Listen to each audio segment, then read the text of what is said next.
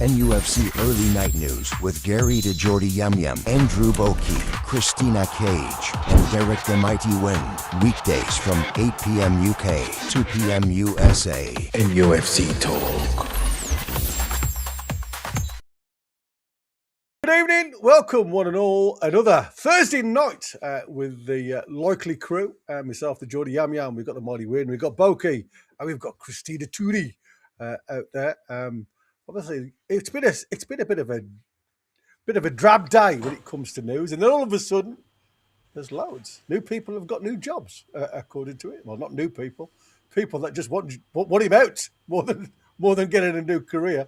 Eddie Howe has been moved away from buying or sorting players. What's his title now, boys and girls? Chief executive of something? He was head of first team. He was assistant head of first team recruitment, and he is now senior football executive. There you go. Whatever that means. Senior team potato. Yeah, senior potato. There you go. That's it. Just, like I say, just come in. We're just reading through some of the reports. There was a bit of noise coming from PIF because of the sale. Everybody thought, with all the intentions, it could be Newcastle that were going to be put into the bin. But it's nothing to do with Newcastle. Obviously, as we expected before the end of the season, they have sold 70% of their shares in one of the Saudi clubs. And again, it's exactly what they're doing. They're trying to concentrate their sports in one area, I suppose. Lots to talk about tonight. Ladies and gentlemen, are we well on this Thursday? Maybe I won't be so premature. I might bring up Bournemouth tonight. Yeah. Why not? Yeah, I think the interesting news for me today was the waiting list. Finally, the club have announced that you can get on a waiting list for season tickets. But only 250. There's only 250 available right now, but the waiting list is free of charge, but only free of charge to members. So, I was going to say, it's not free of charge. You've got to become a Mags Plus member or a Mag or a... Exactly, which was always kind of the route we thought they would go down. If you remember, I went to the meeting. And the criteria, that there's going to be 7 levels for seniority, if you want, preference on the waiting list. For priority 1, you needed to have been a Mags member for both 24-5 and 25, so the last 2 seasons, including this one. And you needed to have entered a ballot and or bought a ticket for 75% or more of home games during that period of time. Yeah. The second level is the same, but down to 50% of applications for the ballot. The third level is the same, but 25% applications.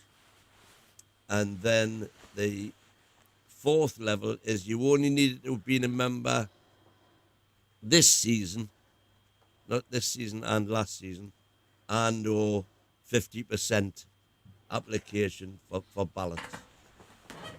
And then the final 2 are a member without any applications or not enough applications for the ballot for last season and this season. And finally, the last 2 are this season, member only, and for new Mags member, anybody wanting to join. Jumping on board. Jumping on board, yeah. Yeah. So, I mean, it's nice to know. Could be a good thing, could be a really bad thing, because what I think you'll get now is loads of people applying for the ballot, kind of hoping that they don't get it, because they won't be able to make it, which is going to adversely affect anybody who's a genuine, who has been applying. That's the only downside I see to that. Well, like I say, I mean, it's been a long time coming. I must admit. Like I say, Oh, there's Prosaic in with his again. Oh, thank well you done. very Thank much, you, Prosaic. for the kind membership that has been sent. It's gone to Jody Daz. Oh, Jody Daz. Jody Daz. So Yeah, welcome on board. Well, we've got Jody Daz. Yeah, I'm going to put that one on. Some sad news breaking today. Elliot Anderson not being with the Forest in their cup game tonight against Porto. Wow. His mum, unfortunately, has passed away, Helen. So condolences, all from NUFC Talk Radio. Indeed. Go out to him. It's a very, very sad time. She can't be that old, to be fair. So that's exactly what I was thinking. So anyway, everybody across the northeast on DAB radio, welcome on board. Everybody on YouTube, welcome on board. You know what to do. Subscribe, smash the likes, ring the bell if you want to.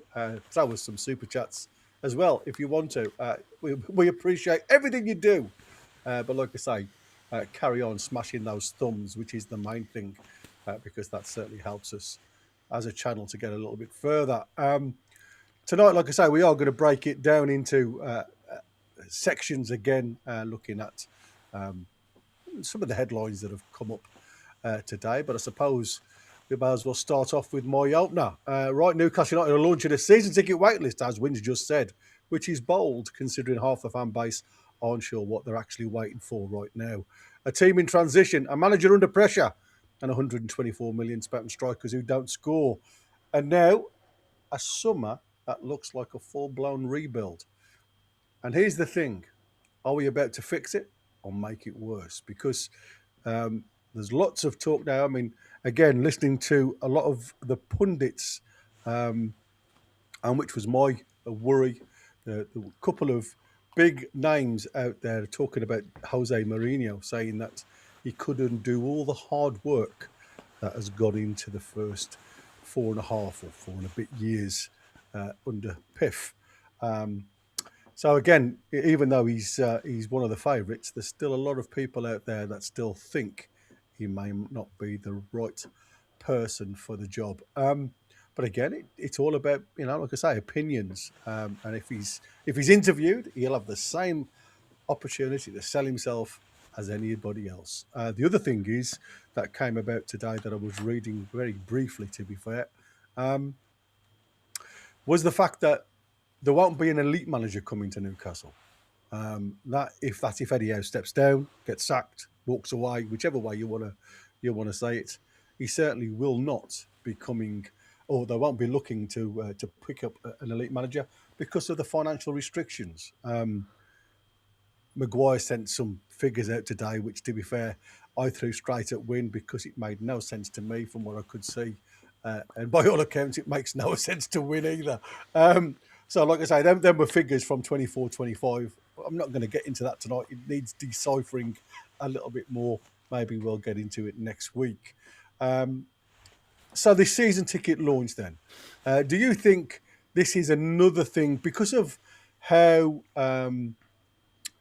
Newcastle's season, we were saying about Newcastle seem to have this very canny habit of dangling that carrot, whenever there's been a bit of turmoil, when there's been a bit of bad news, a bit of unbalance within the system, score lines, upheaval behind the scenes.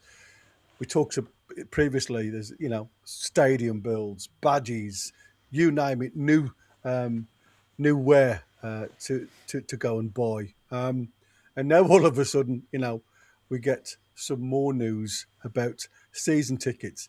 Is this just a ploy, do you think, to try and take the pressure off what's going on behind the scenes? What is it, Bogey? It's deflection. Get off the post. That's what it is. To be honest, it could be a bit. There's 2 points to this one. Yes, it's going down that route again of trying to put out some news that the thing fans will want to hear. in regard to, all fans want to hear that the season ticket's available, and you've got a chance of getting it. Let's face it, 250 tickets for the amount of people that want them at the town at the minute is minimal. That's not going to work. The other side of the coin as well, are the slightly thinking, Jesus Christ, if things go really bad at the end of this season, might we need more season tickets to guarantee the income next season? Because if we have another poor few games, my fans be thinking, I'm not going to be starting to pay to go into these games to watch this rubbish. Well, I'm sure if they do, they'll be snapped up immediately. I don't think there's any doubt at all about that. And by the way, if they aren't, would it not? Like I say, I don't believe for 1 second that there wouldn't be. But if for whatever reason they weren't, then does that not absolutely prove that all these people that are saying we need 70,000, 80,000 and all that are way wild of the mark? Yeah, I mean, there's different ways of looking at it. I mean, as Boki says there, are fans buying into the future, or is this like just a habit? Because the demand is there. And I can see, like I said myself, I shall definitely put myself forward for the season tickets. I'd love to get mine back, if I'm honest with you. So does let me throw it this way, Tina, because you're awfully quiet. I'm going to throw this one at you first. Does the club deserve that level of loyalty right now?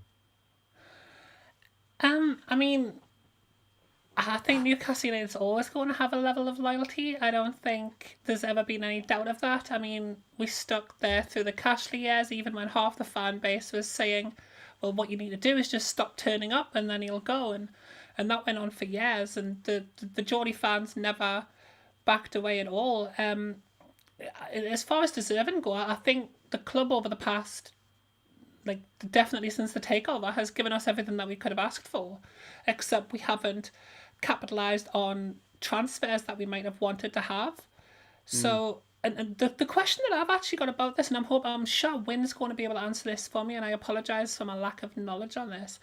The season ticket renewal thing, does the people who have already got season tickets, do they get first refusal of renewing, or does every year it goes into a new person? If you've got a season ticket, you automatically get the chance to renew it. Right. Yeah. That was the one thing that I couldn't see anything, and I tried Google searching. I couldn't. Google was didn't even know what I was asking. It thought I was asking about a cartoon with Elmer Fudd in, and I was like, okay, let's just wait until I can ask Wynn.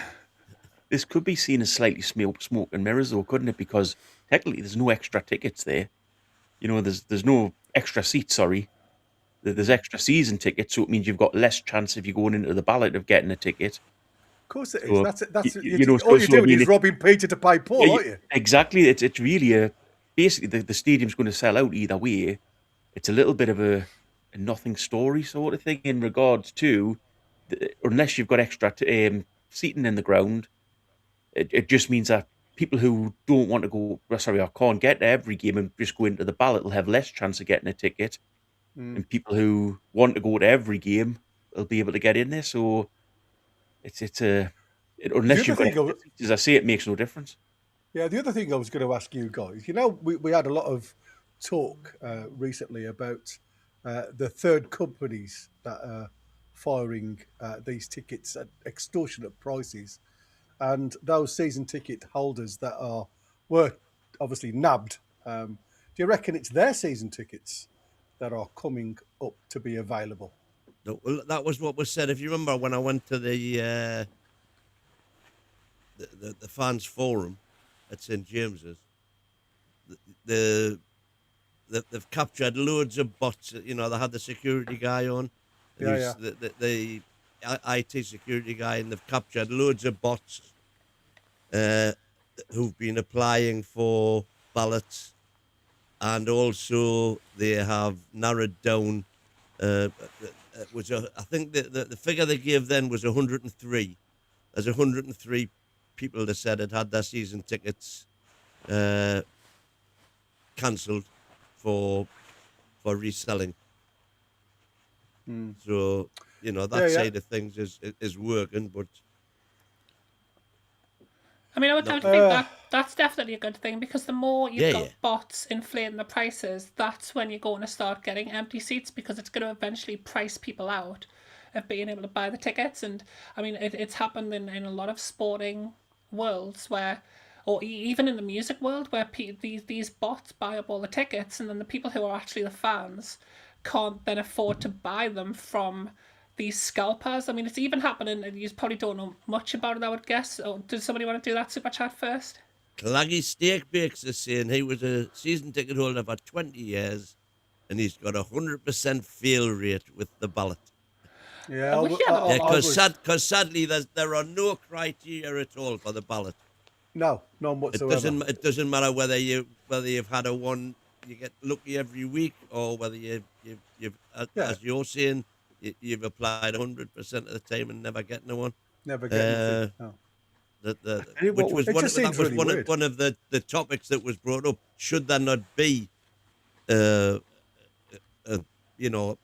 ballot criteria introduced whereby if someone's applying every time, they've got to be guaranteed.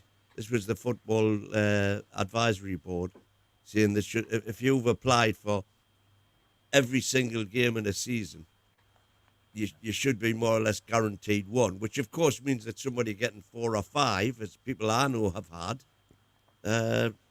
won't be getting as many. I guess an interesting question would be to know how many season tickets do Newcastle United naturally lose each season? Because there will be a turnover of people leaving anyway. So I mean, I'm guessing 250 isn't really a lot. Potentially, is that just how many the club see that they'll lose this summer?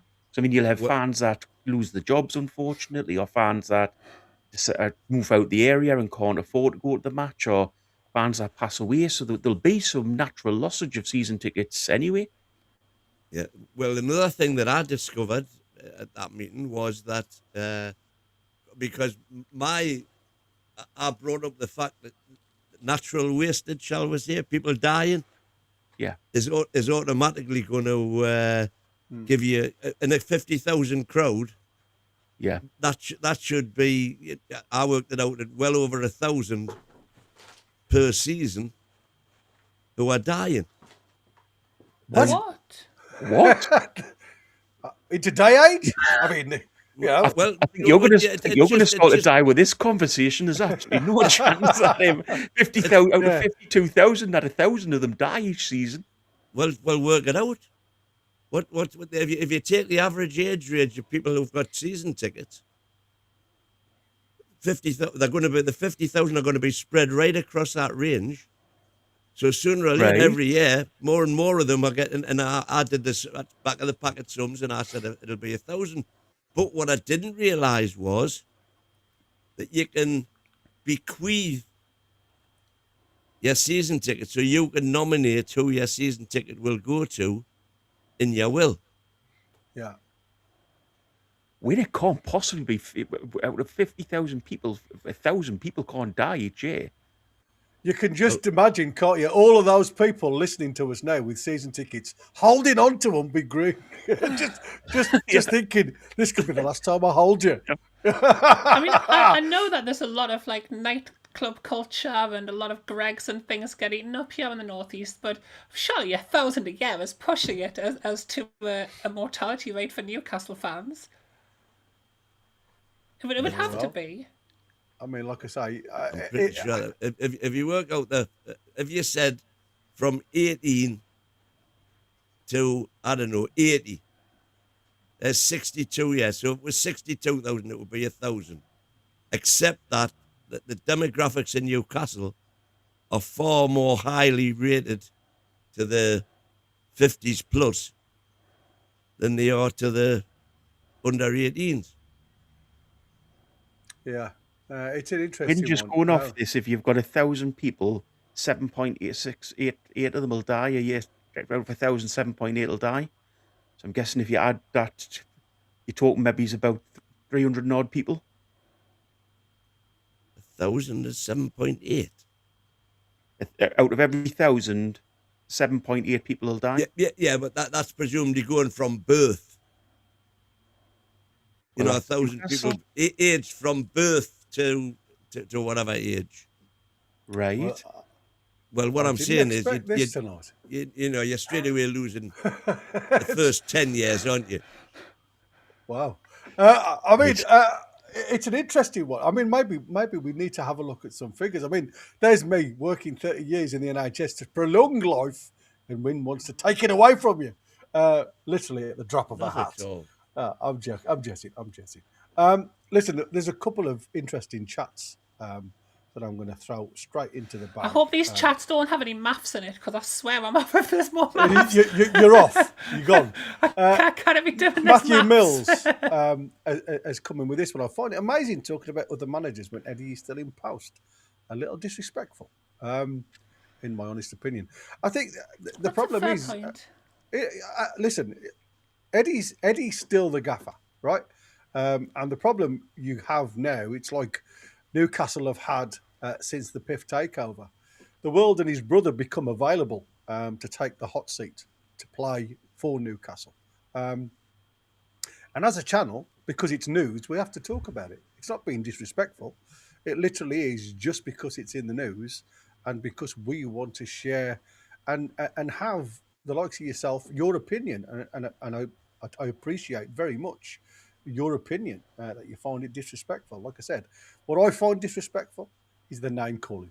Like I said, you don't, regardless of how poor the season is, you don't disrespect him via name. Just, yes, it's not been a great season for any Newcastle player, fan, manager, coach, whoever you are. But it's just one of those seasons, something will potentially happen. And like I said, we are a news reporting type area. It's a station, whatever you want to do, YouTube, bloggers, whatever, podcasters.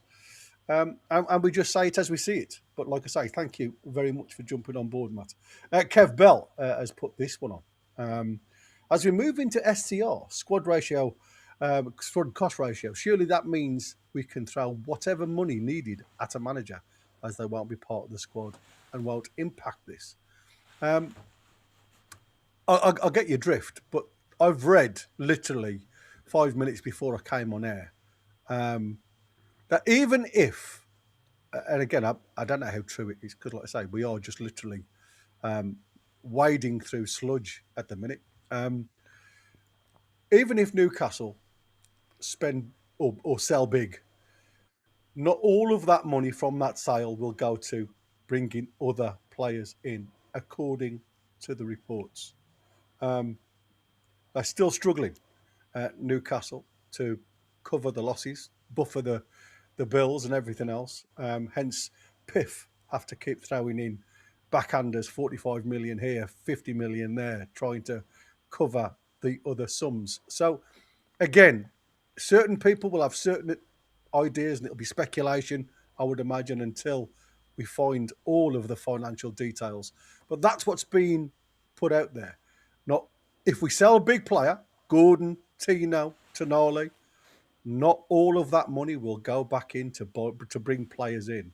It will go to cushion the weight a little bit regarding lost earnings. Well, lost earnings. Well, lost revenue, whatever. It would go towards, like if we want to sell Gordon, so let's say we sell Gordon for, we'll call it 10 million he's worth. He's worth 9 million. We'll call it 10. Sell him for 60. That gives us 50 million clear. That 50 million, it's only one season. Yeah. But you could theoretically, and this is where the amortization comes, you could theoretically buy a £250 million player with that 50 million. Because all you need in the first season is 50 million, but you've then got 50 million to take. And that's why I think what you're saying is we don't get all the money. No, because it's paying for amortization on previous sales. But we're not also talking about the fact that we won't make as much money because we're not in the Champions League. So you've got to save a little pot of money to get you over. This season last season we did it by selling the stadium. That option's not going to be there again. So because we're not making the money that we did from the Champions League this year, next season will be fine. But the next season down the line we'll be in trouble, PIF again, or whatever they have in place at that time, because we haven't had the money coming in Champions League from next season. Yeah, and just to go on, because I've just seen in the chat as well that they said whoever was reporting that was talking poop. It was David Ornstein that came forth with the poop narrative, if you like. Was that for his super chat? Yes, you can go for it. No, I don't know if we'll particularly want to put it up, but oh right, okay. Claggy Snakebait is in there. That's his second one. If one cost ratio could be the end of Jason Tyndall and Graham Jones as it counts against. Yeah, it does. I hate these financial rules. I think they should just be done with it. I think I get the reason that I brought these in originally was to protect clubs from going into liquidation. But I would say if you're an owner of a football club, then you can't take out any loans based on the name of the football club. You have to own that as an individual entity. But that would give you the rights to either use the money that comes into the club to then spend that money, or if you do happen to be the richest owner on the planet, you can spend whatever you want as long as no debts are attached to the football club itself. Because what harm's that doing? Then people say, well, then the richest clubs would become the number one. But yeah, the richest clubs that you have had for the last 10 years are the ones who are still at the top. And there's no way to break that glass ceiling now unless you have a perfect season every year and your players are on tip-top form. And you can't get the world's best players because to bring in better players, you need to sell the good ones that you've already got. You can't even apparently replace your manager because you've got to pay him an absolute payoff, which attacks your next season's finances, and you've then got to include your next manager's wage in that finances as well. So is this not kind of people talk about VAR killing football. I think these financial rules are killing football more than VAR is. Sorry that I just went on a random rant there, but I needed to. No, that's all right. I make it spot on. Listen, FFP was brought in to prevent clubs going bust, to prevent clubs spending beyond their means. As far as I'm concerned, all you got to do is say you can't borrow. Yeah, exactly. To spend. Absolutely. Yeah, absolutely. But it's part so that if PIF want to put money in, they put it in, but it's there. There's no way they get it back out. It's not a loan. It's in there. I'm not saying I agree with any of the financial fair play or anything like that, but is the Premier League this season not proving that these rules are slightly beginning to work? In regards to, you look how Constantine the league is now. But you look at the top. You haven't got massive points between teams. Yes, you've still got the top six, but even those are coming slightly closer. You look at a lot of them; they're coming slightly down as well. So, is it having an effect in a way? I completely agree. Clubs should be able to spend what they want. Now, I don't like it, but just to put the other side of the point, is it having its effect in regards to how close teams are getting now? I think there's a number of issues when it comes to this situation. I think, Simon Jordan hit the nail on the head for me. It doesn't matter how concertina the league is at the minute, because everybody can beat everybody. You're still going to have the cream of the crop being so far in front of everybody else. There is no way any other club will be able to catch them under this new system. No way. It's impossible. And that's why they were saying they couldn't understand. Would that not be the case the other way around though as well, even if we didn't have financial fair play? If Newcastle United could spend what they want, there's no way anybody could catch us, potentially. Well, exactly. But that's what happened to Chelsea. That's what happened to Man City, isn't it? And that's what they do. They've just closed the door on any other club doing that. And my response to that would be, nah, which I think is a valid point to make at this juncture. Fair enough. So let's just go back on what David Ornstein said, because I've been trying to work out where I'd seen it. What he said was, and it goes back, as we are seeing what is simple, not possible at St James's Park because the club's PSR situation.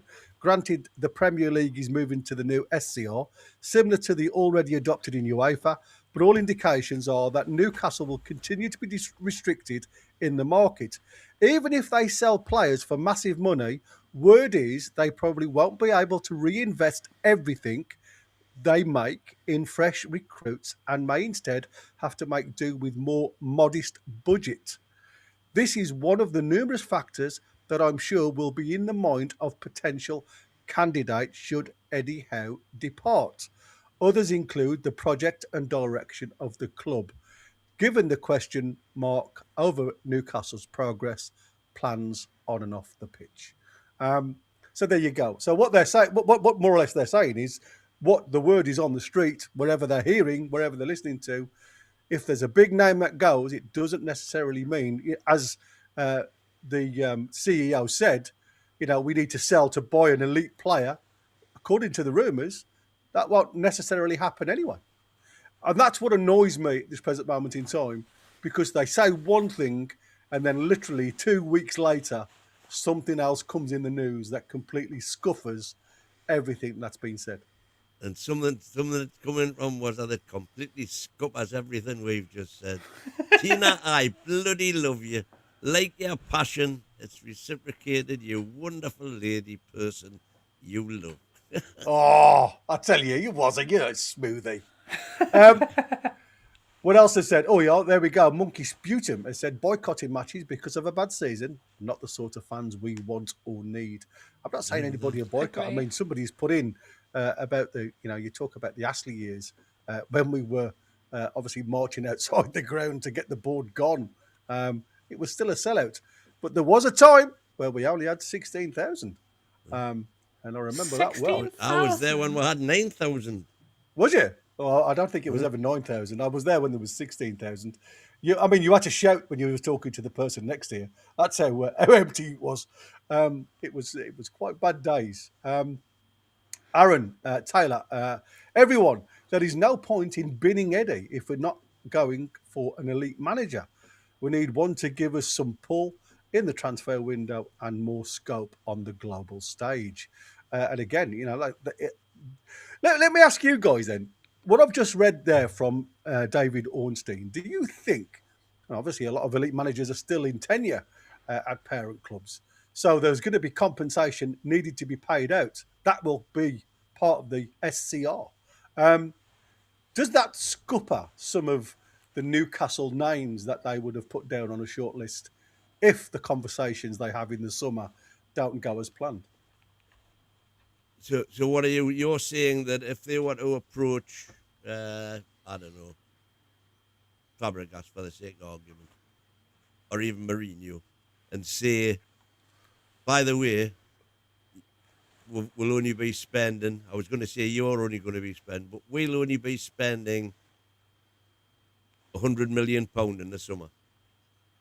Yeah. Is that something you can manage and cope with? But I mean, to me, that's a simple conversation they need to have. That's the squad you've got. That's how much we've got to spend. How confident are you that you can turn this around? Yeah, I'm sure. If they say they're not confident, well, move on. And this is what a lot of people are missing as well. People have spoken not only on this show, but on other shows that we've got on this fantastic channel, about the project and how the project was sold to these players when we first brought them in, and now they're becoming disillusioned with the project because it's not taking off.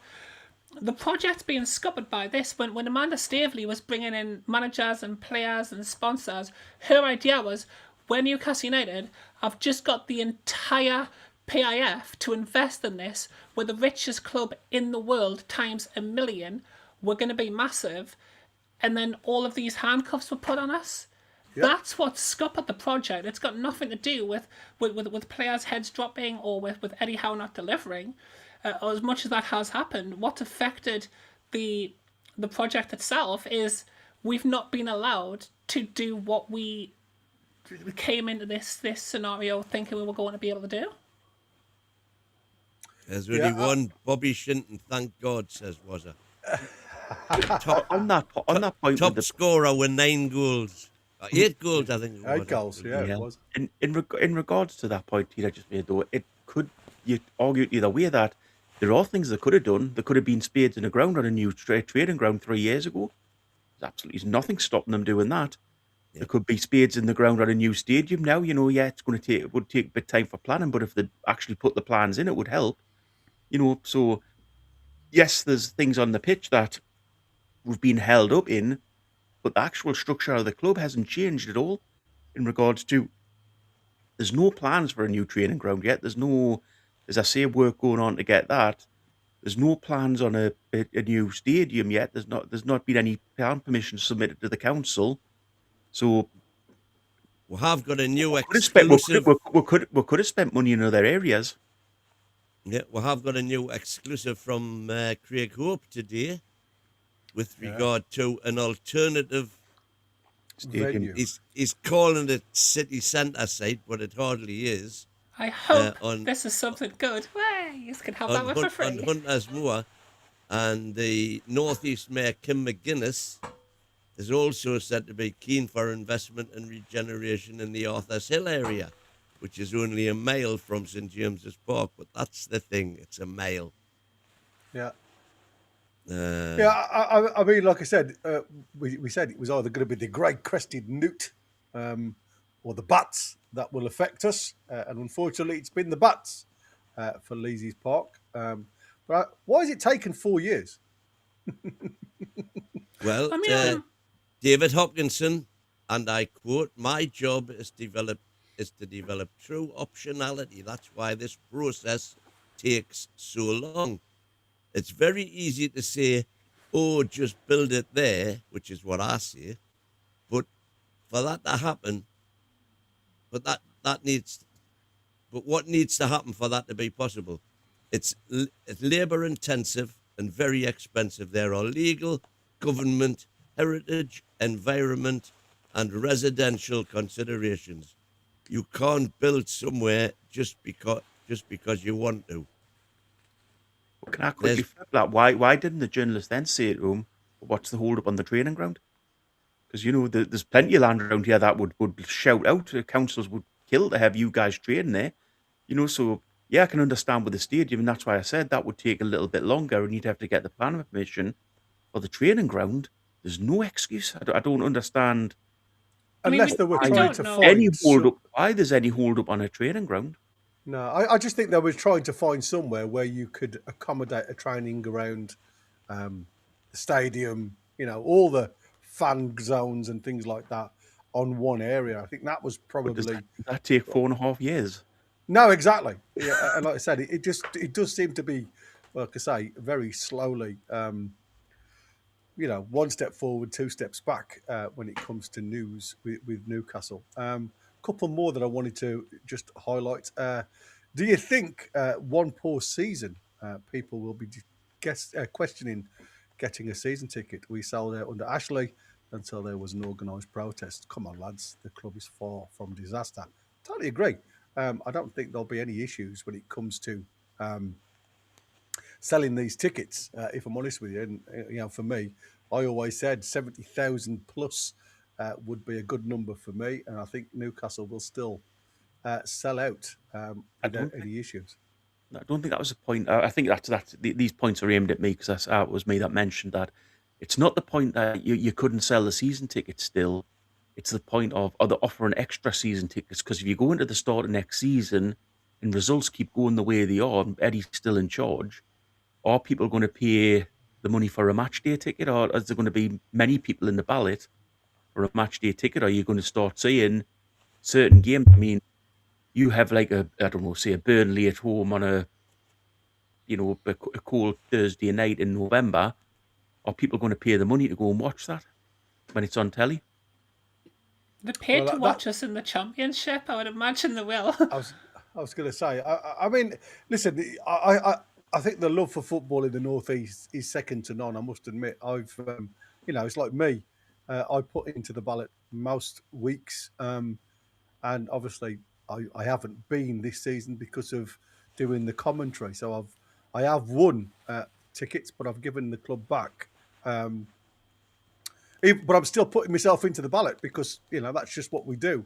And again, that was no knowledge of where it could get you if you obviously get season tickets. And like I said, will it change if I apply for a season ticket and got it? Yes, it blooming would. I'd be there week in, week out. It's a 4-hour drive for me. That's what I'm saying. I don't live on the doorstep of St James's Park, but to think that I was going to go and watch them again week in, week out at home, I would literally give you my left leg. It's no good, by the way, so you can have it. But I would give you it anyway, just so Gary, you can. can I just put one point? This is a positive point of this one. In regards to this, the other reason they could be doing is to see what the demand is for season tickets. Of So course. this is the only way they're going to find out what the actual demand is. So if they have 300, say, I don't know, I'm going to say 10,000 people put in saying we want season tickets, does that alter the plans on how big they want to build a new stadium? So is it Yeah. sort of a ploy to find out what the demand is for tickets, for season tickets? Yeah, or is it apply again to get so many people become Mags members? I mean, like I said, you can be as open or as closed as you want. How much Newcastle have been very canny recently for getting you to sell, to buy things when it comes to clothing and extra bits. Sorry, Tina, go on, mate. I was just going to ask how much it costs to be a member, for like a MAG member. Was it 39 or 45, something like that? I think 47, one is. I think. Yeah, I think I can't remember how much I paid. That's a year, though, isn't it? That's a year. £47,000. What? £47 a year. Oh, £47. £47 Okay, that makes actually more Yeah, sense. I think the if I remember, the Mags was something like 39 and Mags Plus was 47-ish, something like that. And I mean, it doesn't give you a lot of difference between the two, if I'm honest with you, apart from if there's special edition clothing coming out, you get first chance to order it. It is interesting. Right then, I mean, like I said, is there a disconnect between fans and performances? Well, yes, there is. And that's why, like I say, Eddie Howe has to change. He has to change something. If he's going to stay in situ, something has to change. And I think the problem is, 4.5 seasons, nearly end of his 5th season, and it's become a bit stagnated. And I think that's where people have got this little bit of a lull at the moment. Some still support him massively.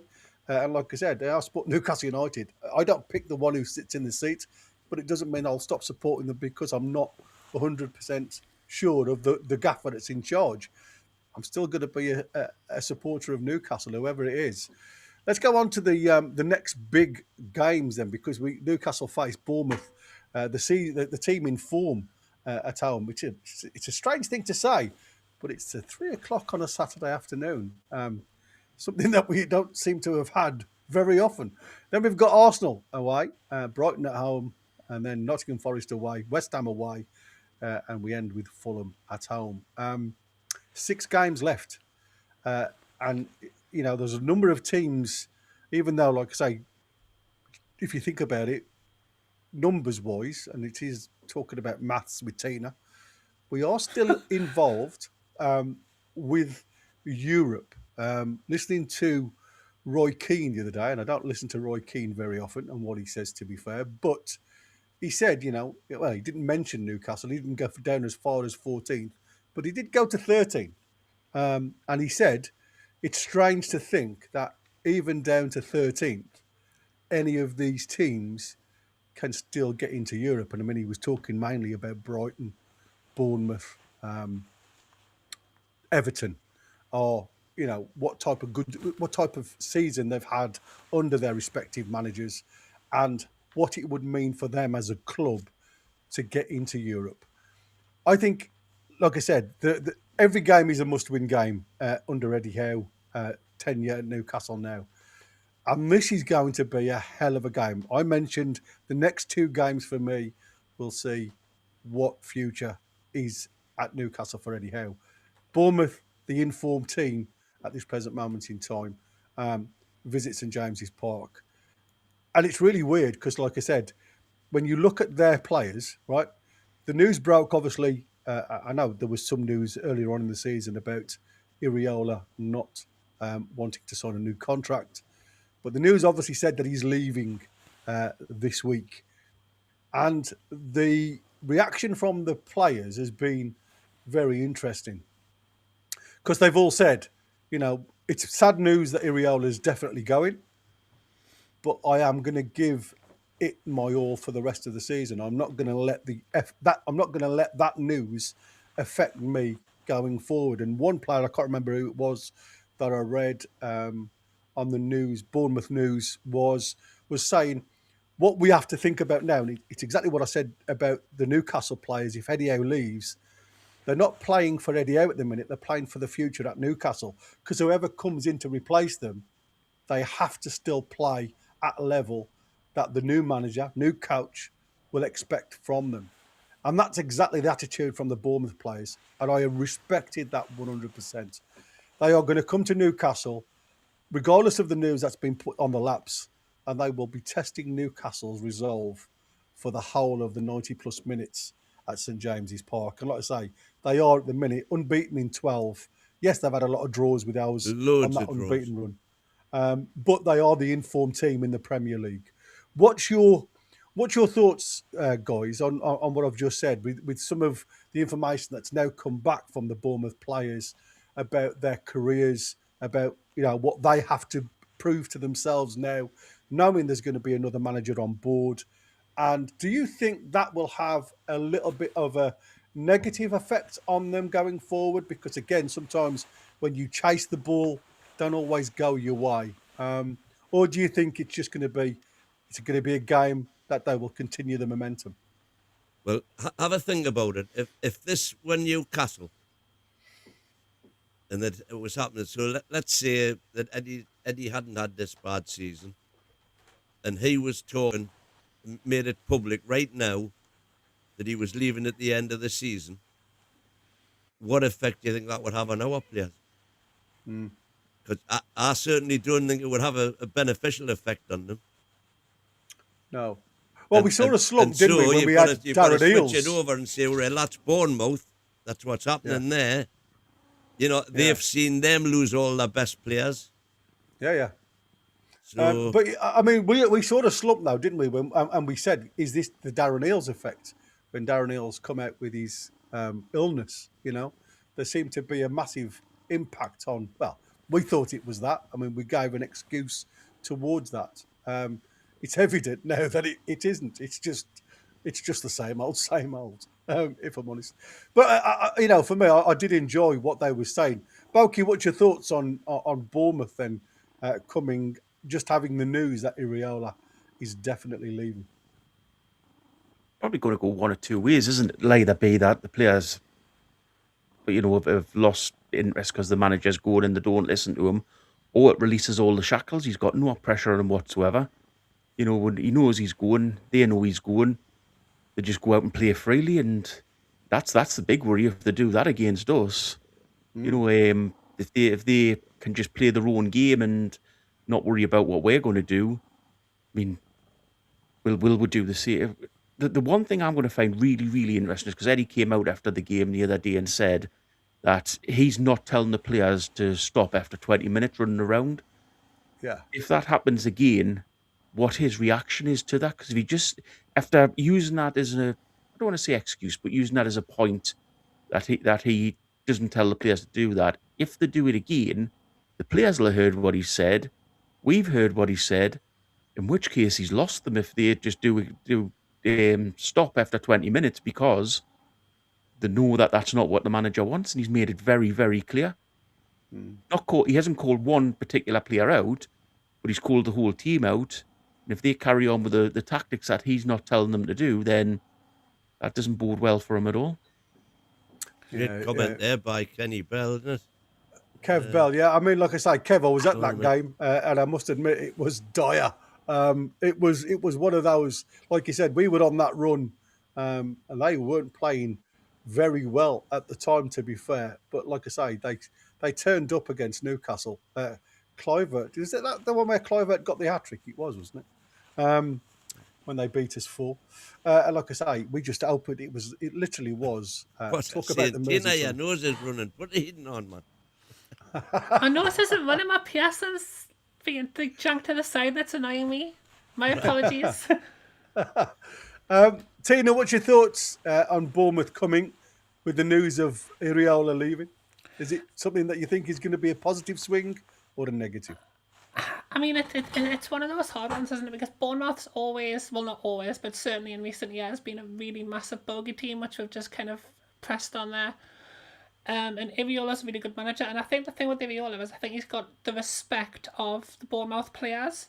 So, and don't get me wrong, it could go either way in regards to how the players react to that, but I wouldn't be surprised to actually see Bournemouth play some of their best football now, just as a kind of like tribute to the manager, to Iriola, because I think he's done such a fantastic job with them, and you know he's clearly got their support. I would say he's also, the fact that he has said that he's leaving though might make a few of them kind of go off the boil, but I would be very surprised because they don't have any massive egos really at Bournemouth. They all just seem to be a quite well put together team, and I'm always a little bit worried when it's a Bournemouth game. I'm more worried now because I think the players are going to be quite breezy and be quite willing to show their appreciation to the manager.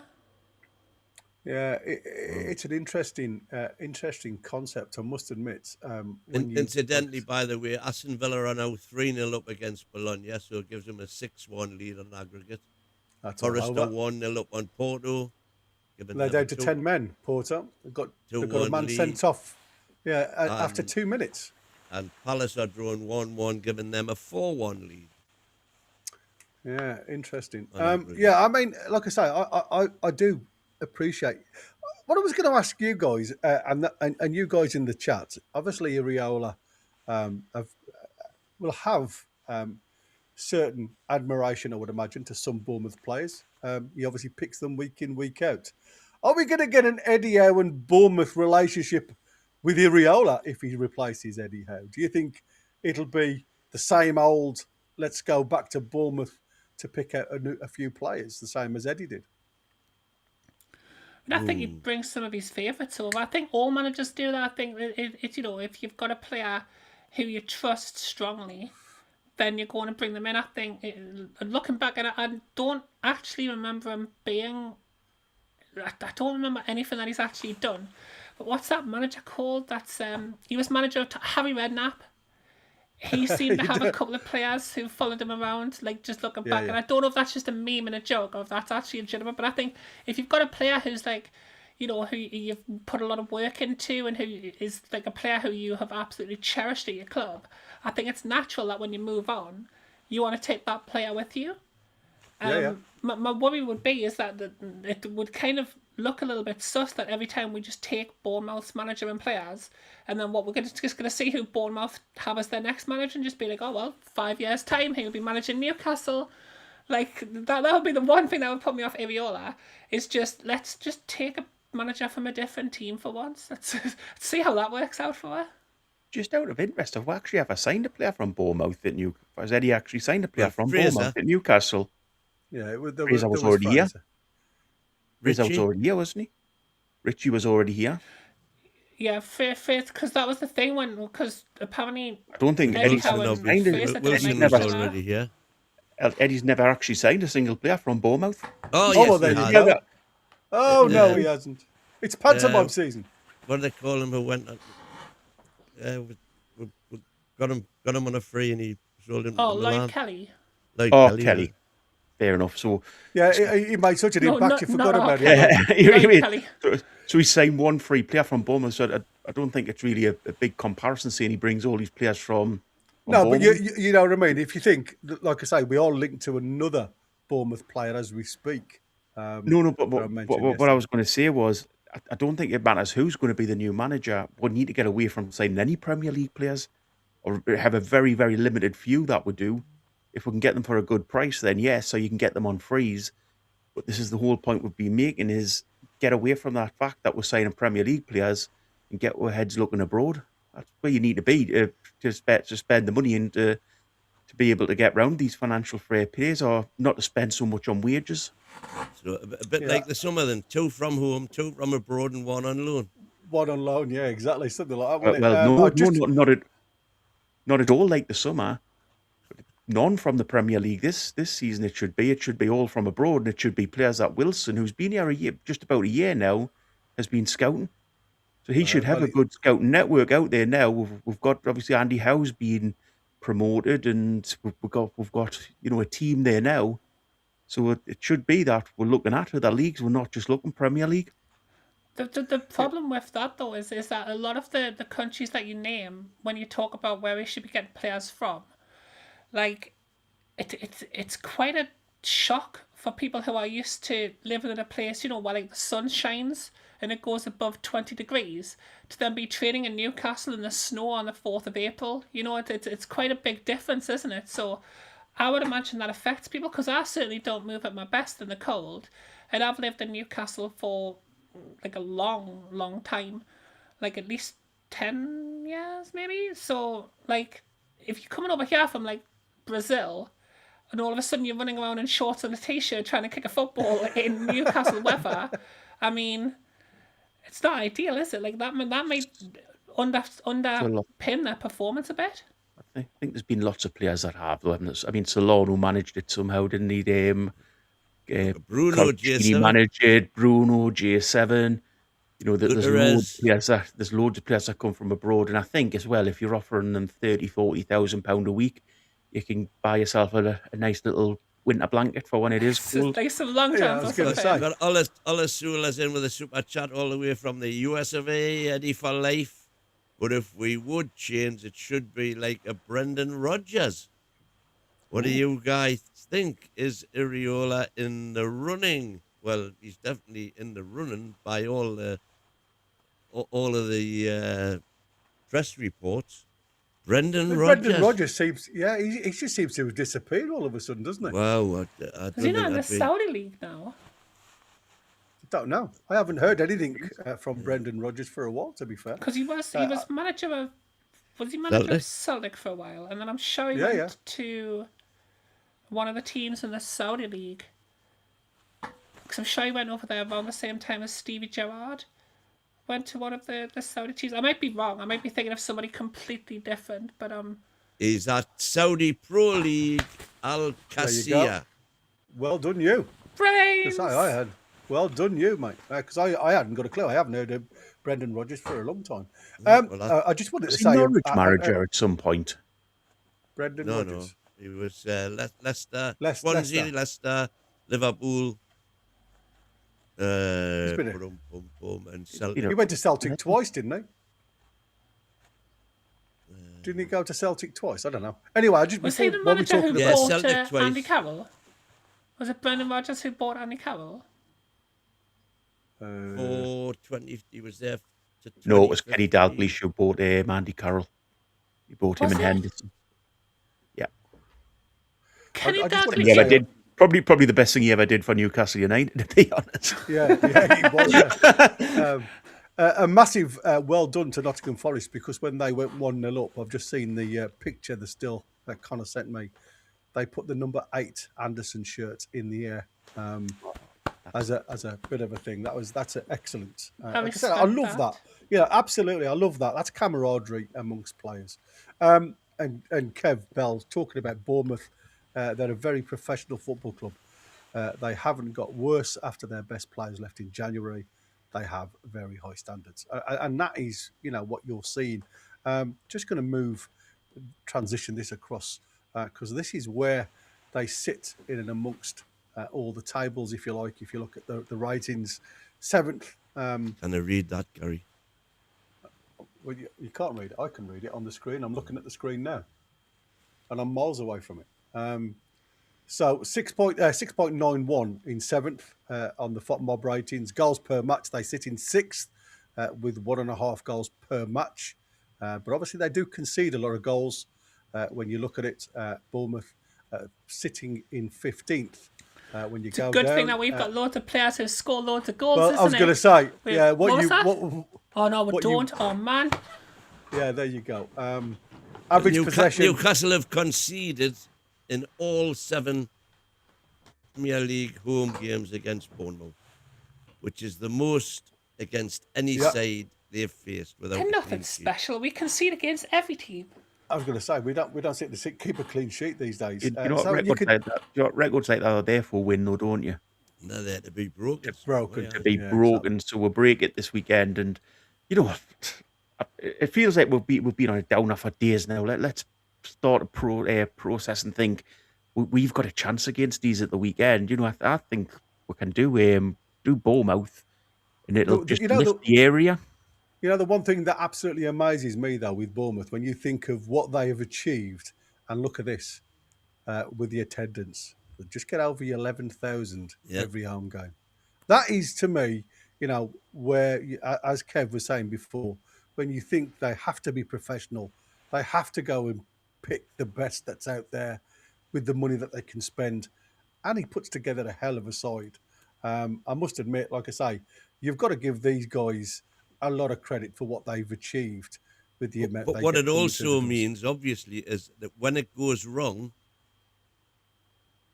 they can't afford bad windows. When it does go wrong, they end up getting relegated. Well, of course, they just don't have enough in the purse strings, do they? But again, you look at this shots on target per match. Sitting in fourth, goal difference, like I say, mid-table, expected goals in the top 10. So again, going forward, they're a very offensive thinking team, but defensively they still got a little bit of leeway. But what I love about whichever one you look at, apart from, like I say, the attendances and stuff like that, they are overachieving. Let's say big chances missed. I mean, they're below mid-table, so it just shows you that they're quite accurate when it comes to it. Accurate passes could be better. That's where they do fall down a little bit. They do give the ball away a little bit. Accurate crosses per match. Newcastle sitting at the top, believe it or not, still just in front of Fulham. But as for me, it's crazy to think that we are still the most accurate team out there with crosses into the box, but we've just nobody on the end of them, as always. So it just shows you that these guys are very good offensively in and around the penalty area. Set piece goals, again, very high, very dominant aerially. Good at corners as well. Like I say, Newcastle winning another one there with 208 corners. So again, it just shows you Newcastle have been very offensive getting into the final third a lot of the times. It's just that delivery or not having the right people in the right areas once the delivery's there. XG conceded, 17th down there. Interceptions per match, as you can see. Work rate of this team is phenomenal. Top of the table when it comes to the work rate. And again, average mid-table when it comes to tackles per match. But again, you look at this working, and again, I look at the team logic rather than individuals.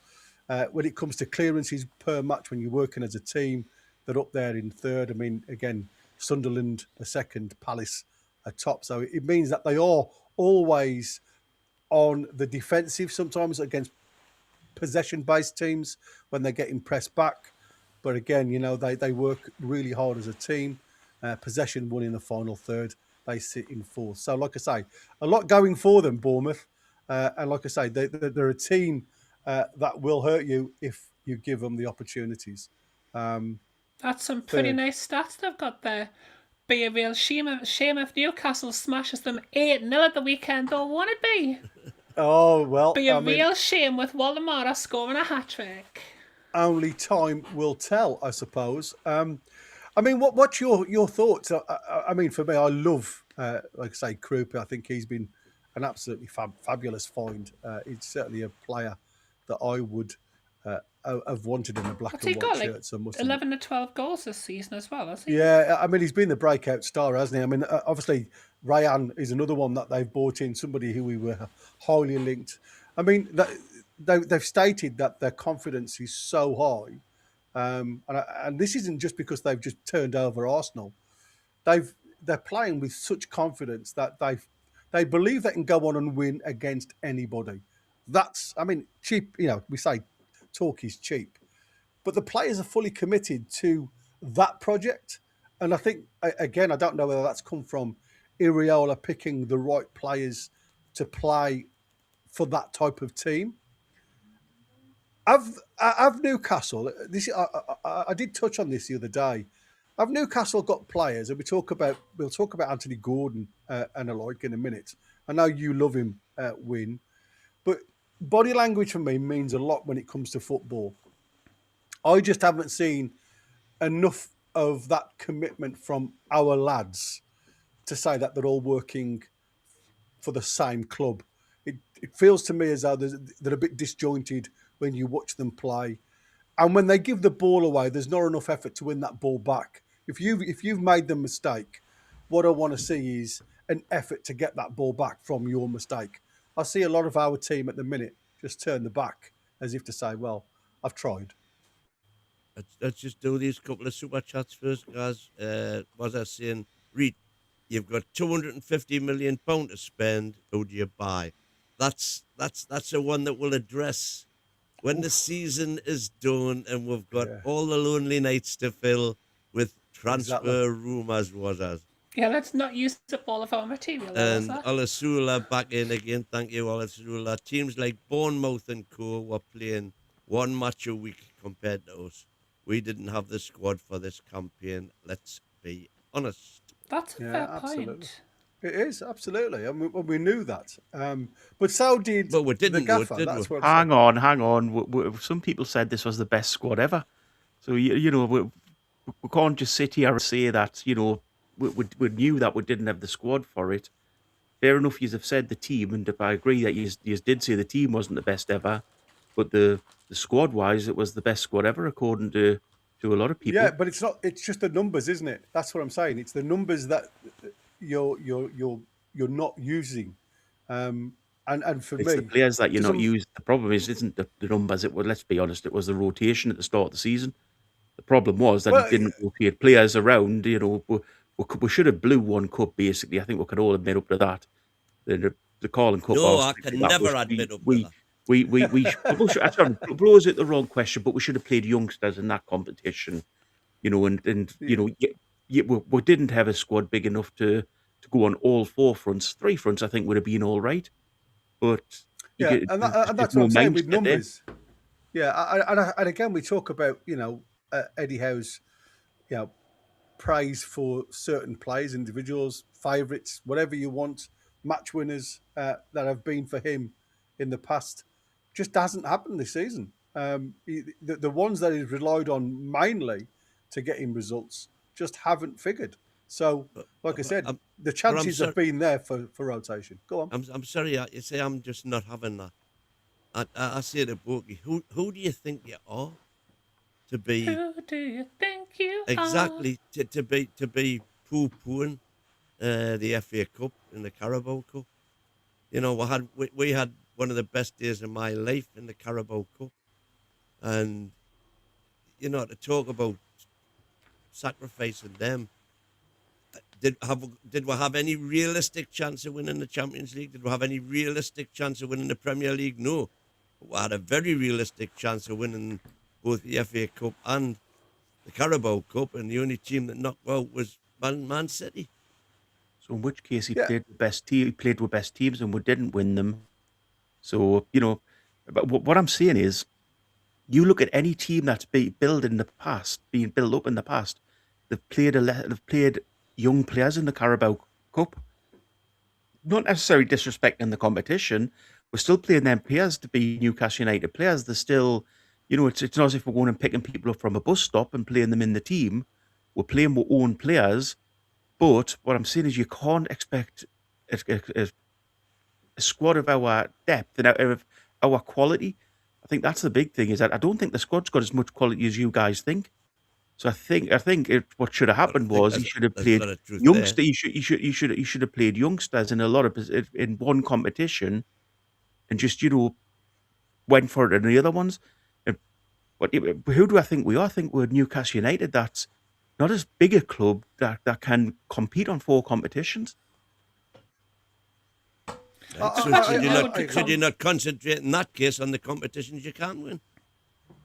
Well, fair enough then. Throw the Champions League. Well, I mean, that's for the saying that. to be fair, in which case, if you do that, though, that's fair enough if you want to do that. But I think, if you played a lesser team in the Champions League, I still think we would have got through this season into the last 16. I think even if you had played a lesser team, if you look at the teams that we played, we might not have finished as high up the league, but I still think we'd have got into that league. And if you played a club like Karabakh, then you're always going to get through to the last 16. So, yeah, fair enough to take the players out of the Champions League. Tell that to Marseille, tell that to all these big European clubs that didn't make it to the last 16.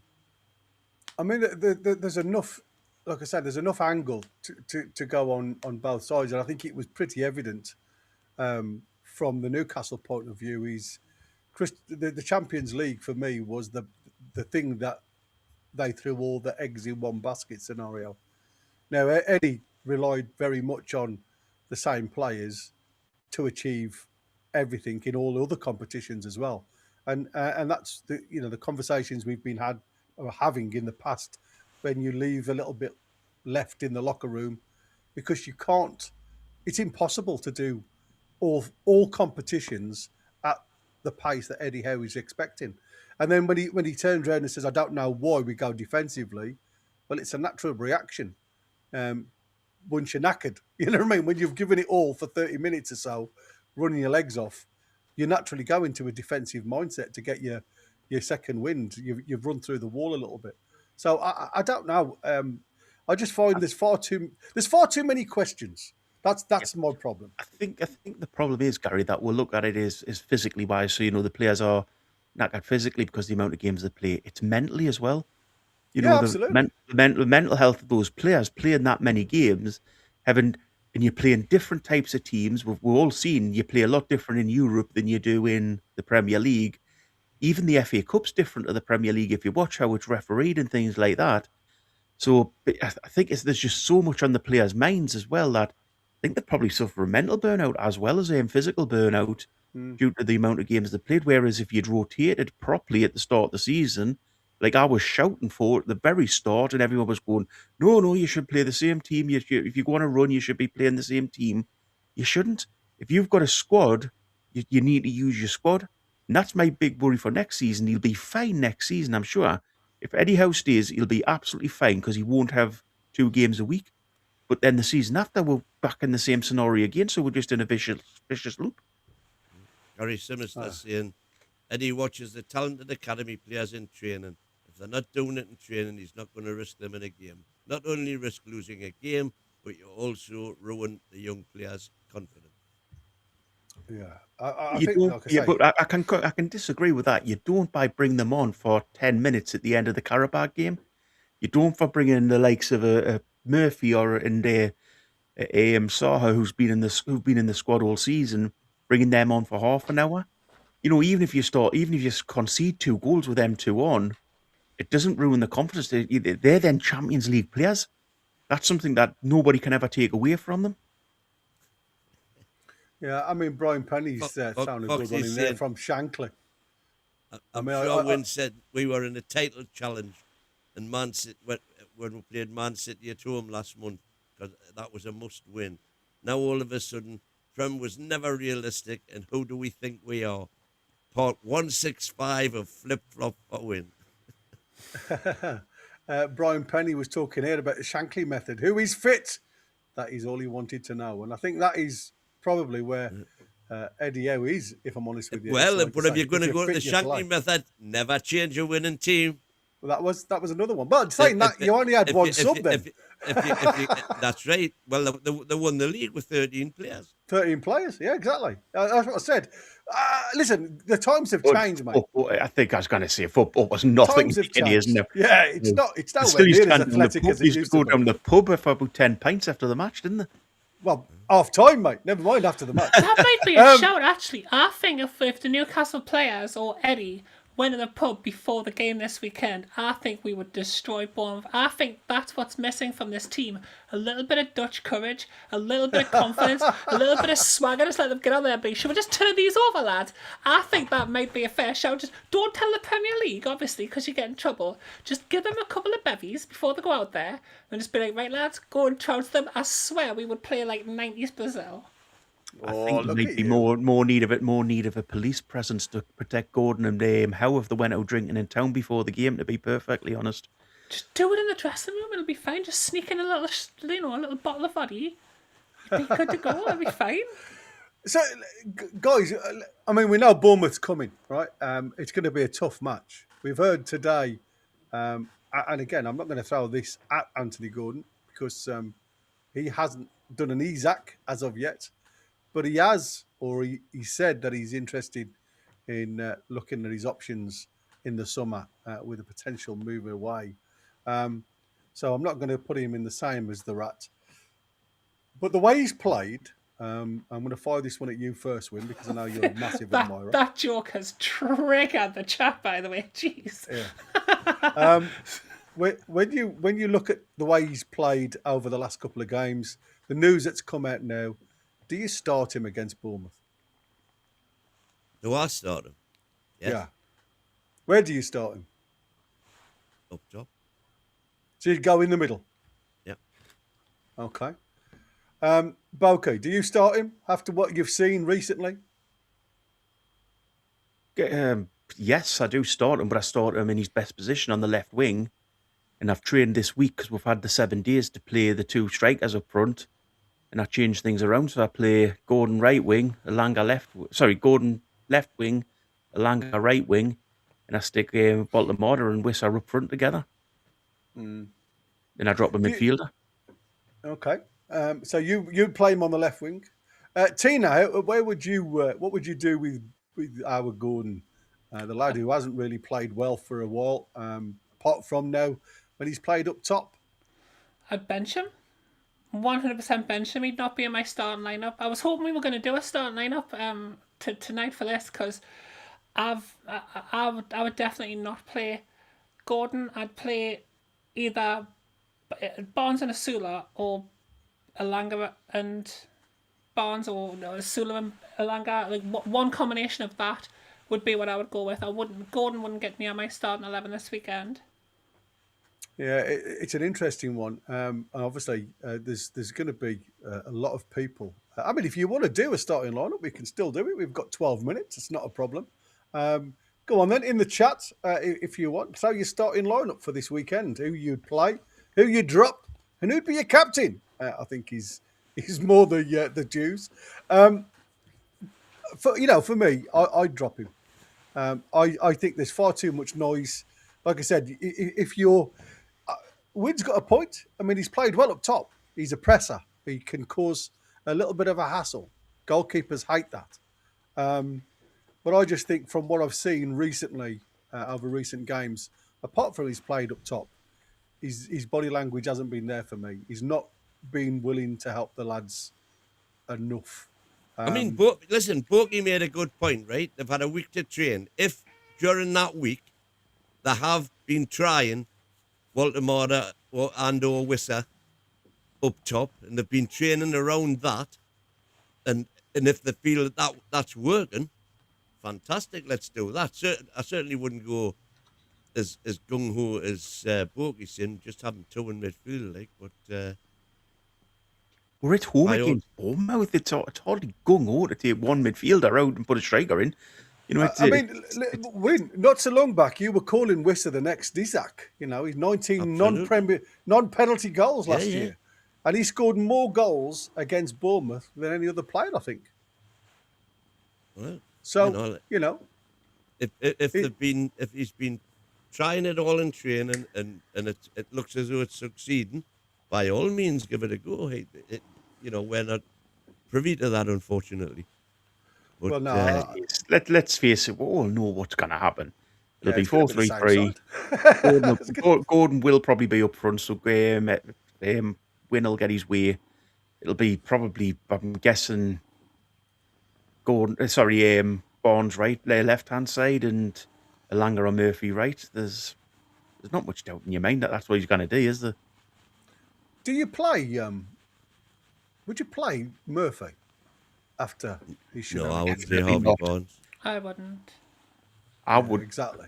You play. So what would your team be if you've got Gordon up front? And you've got Barnes on the right. Well, yeah, you're going to have to put Barnes on the left, aren't you? If you're going to put Gordon up top. Well, because I would have You're going to have to J7 have in the Langer. middle. Well, J7's suspended, mate, for 2 games. Oh, well. Maybe he's even But that- Willock then. Yeah, I You mean, would like I say, Willock over Ramsey. If the intention is for him to kind of double as a left winger, yes. As Willock's, I mean, forget about his aberration against the Mackhams, but when he ran the ball out in the touch on the left wing when he was clean through, but it has worked with Willock on the left in the past. you could always throw a Sula on the right-hand side. Indeed, I'd be you up for could. that. There's a good shout. Yeah. Why not have that? I said that 5 If minutes Baltimore will and Wissa I know you and do. or been working, give us Sula a shot on the right. You can't do any worse than anybody else has done this season. Now, the Saudi delegation is due on Tyneside this weekend. Yeah. So there's They're going to be some heading for conversations. Maffin Hall with top Yeah. of the agenda is the new stadium. Yeah, that's going to be a lot talking about. I mean, there's been some Ramsey, Tonali, Miley midfield, I reckon, says Gary Meister. Or Mister, sorry. And who else has put something in? Not Murphy, says David Spence. Take Would him out. anybody be tempted to put Miley at right back? Bearing in mind how bad Tino Livramento looked in the last couple of games I've seen him. And Well, I you know could still nobody put Trips wants there, Miley couldn't to be... Is Trips fit? Is he up for it? Is he... Yeah. Is he He's good? not. Yeah. He's available to be selected. So Because that was going to be my midfield selection, Ramsey, Tonali and Miley. But then I was thinking about how bad Tino Livramento has been the last couple of games. I was like, actually, I'd probably like to see Miley at right back. I think you've got to partly think of next season as well, haven't you? Miley, we don't want to stop playing that lad, and we had positions if we don't need to, but he needs to get back into his midfield position. And for next season, the likely back four, if it's going for it at this point, would be Tino, Chow, Byrne, or / Botman, Botman. and Hall.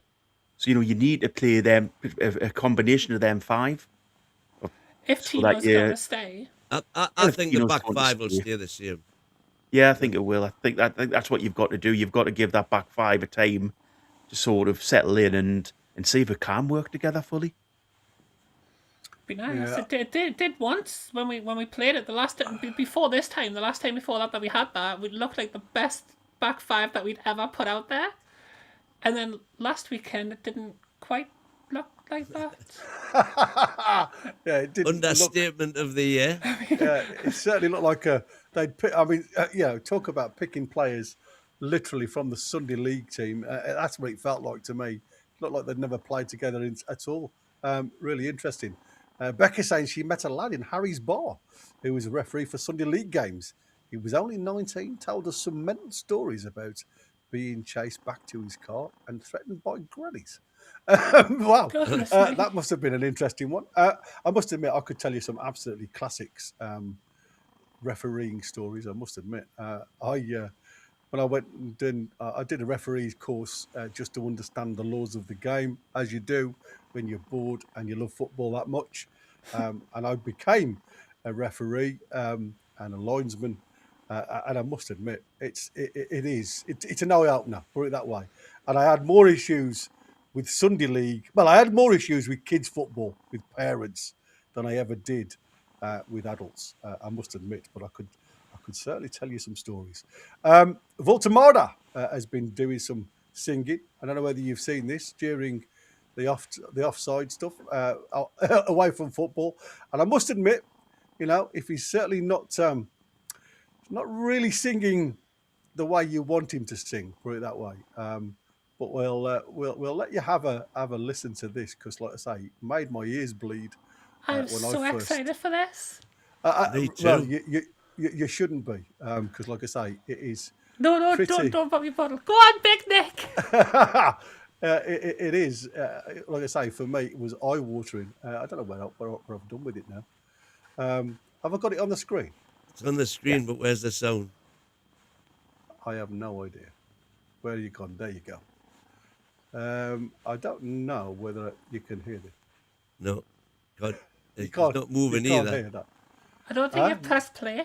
You have to press play. I have, but I Oh. need to do something first because I haven't pressed yet. I'm not going to do it because I'm worried about copyright and all that now. To be fair, because we got slaughtered the other day when you did the Magnificent Seven, and we got hit again, didn't we? So even though, but yeah, I don't think it's on X. karaoke's going to get done.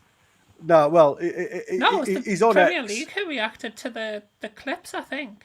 Is this him that? Is this him that? Is this week? Is this, or is this I like don't an know when older it was. video? No, Because this is. I mean, Because I was going to It's say come up this week. if they've started doing this again, if I was going to say earlier in the week, if I'd seen a video coming from the Bay training ground of them playing ping pong or something, you'd have been fuming. You know, Well, there's a time and place to do things like that. If you're on a winning streak and they do like a little quiz or something together, that's fine. If you've come off the back of 3 terrible results, you know, and you've lost a derby, and then they're sitting around, one of them's going out singing, and the other ones are, as I say, trying to get a ping pong into a bottle or something from about 40 yards away. I It's a disagree. really bad look. I think the exact opposite. I think when you're down and you're losing, I think that's the perfect time to just get your head out of it a bit and maybe give yourself a chance to reset. Dwelling on the fact that you're not playing well is going to like almost affirm and manifest more bad performances. Oh my God! I regret Did you just every hear- life decision I have ever made after hearing that. did you just hear that? I did. That was... I mean, I must admit, it is. I mean, I could see everybody in there. Finally found someone I'm a better singer Grubby than. Town, he's saying he wants us to play it. Right, Come so on. let's do it. Here we go. I hope you guys can hear this. I'm gonna swing from the chandelier. From the chandelier. Ich merke, dass wir beide nicht ganz alle Töne treffen. Tomorrow doesn't exist. Der Gesangscoach hat noch viel Arbeit vor sich. Oh my God! It literally is. Give him the number 9 shirt now. Give him it now. It reminds me of the times where, you know, the Jaws scene when he puts his nails against the blackboard and he just drags them down. It's like, ah! Oh, jeez, that is Wow. bad. There you go. Barry, I don't think we've got any worry about copyright with that because I don't Well, think that's all anybody right. knows what it actually is, to be honest. I thought unless chandelier. someone's There's words coming up, but then I realised it was in German, so we're all right. Unless I someone's think got we're good. cats screaming as copyrighted, then we're fine. Yeah, exactly. There you go, Grammy Town. I've done that just for you, mate, because I know you was. I don't Yeah, think oh that'll my get God. copyrighted. Yeah, there you go. I mean, what a lovely singing voice is Ruprecht. He's got the voice of an angel. Just an angel who may have fallen over and banged their throat off like a fence. But it Yeah, still counts. I mean, I thought I mean, I've got a voice that'll sink ships, but I mean that is ridiculous. I must admit. respect him for going for it though. Like absolutely, even if you can't sing and you're willing to go for it like that, I respect that so much. I love Big Nick. Play him up Yeah, front Foxy saying- this weekend. Fine him 2 weeks' wages for that. I mean, that Oh was bless.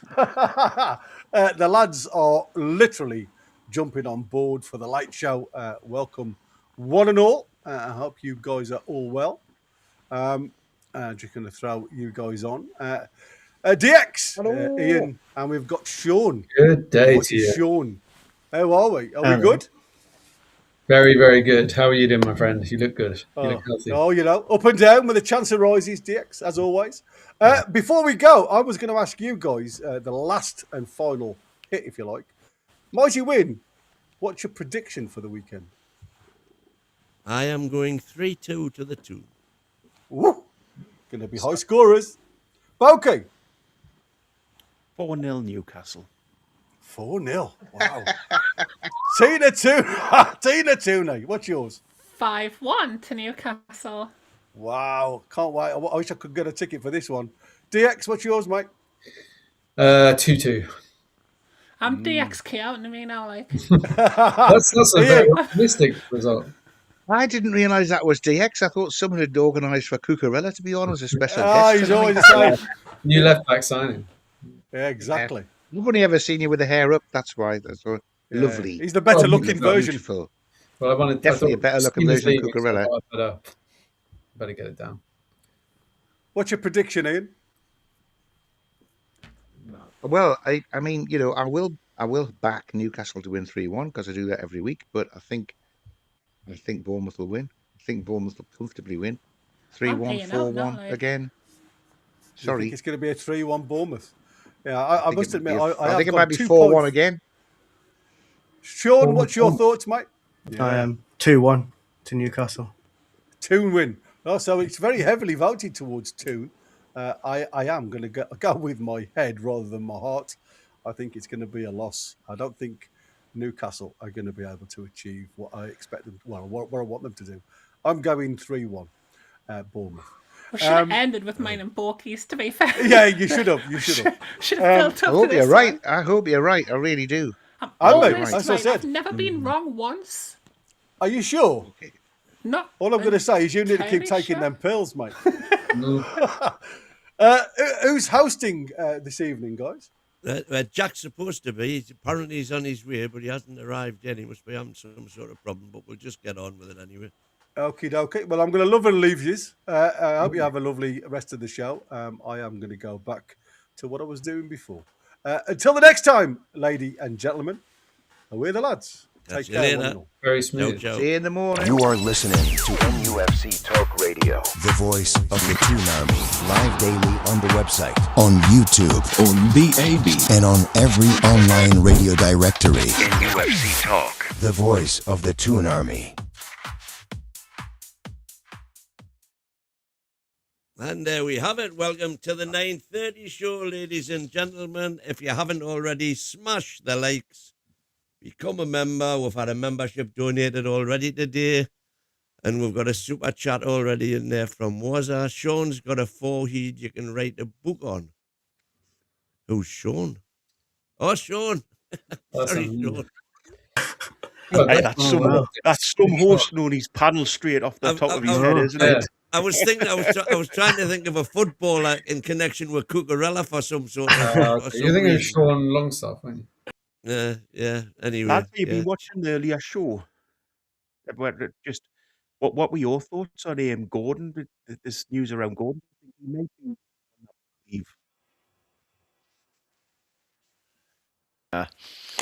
Oh, there we go.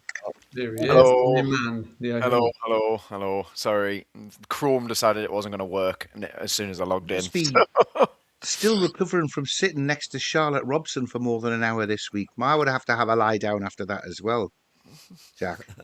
I'm not. Come on, I'm not digging people out, right? You mean in a positive way, right? What? I mean, in a very positive way, yeah. No, do you? Right. Okay, fair enough. Right, good. Okay. No, yes, we did have Charlotte Robson on the podcast. Yeah. Good. We did indeed. Yeah.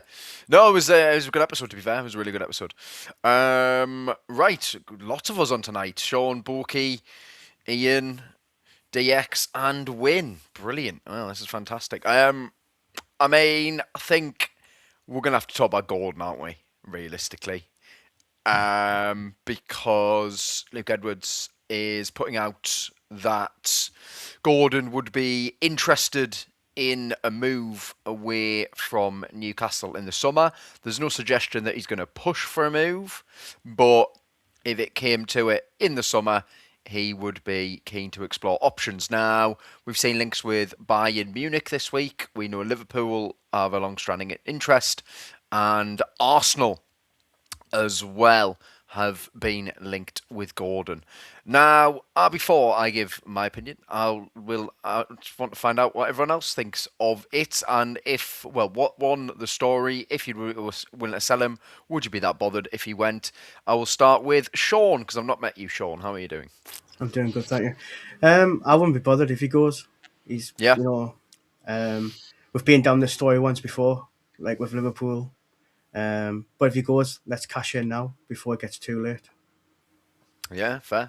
Is that the sentiment that you've got as well, DX? Well, I guess the thing is that he's one of the sellable assets that we could actually gain a good profit on, because we only owe about 9 million, I think, on him now, because we paid the first 4 years, haven't we, of the PSR. So, yeah, I think I think, do you know, I found like a weird thing with our fan base is we do overreact to some of these players saying this kind of thing, or this stuff coming out. Because Tonali said something very similar about 2 or 3 months ago, and that was brushed under the carpet a little bit. Whereas I feel like with Gordon, it's almost like people are jumping on him, going, "Oh yeah, he's too big for his boots," or he's they're really negative about the fact that this has come out. But he's open.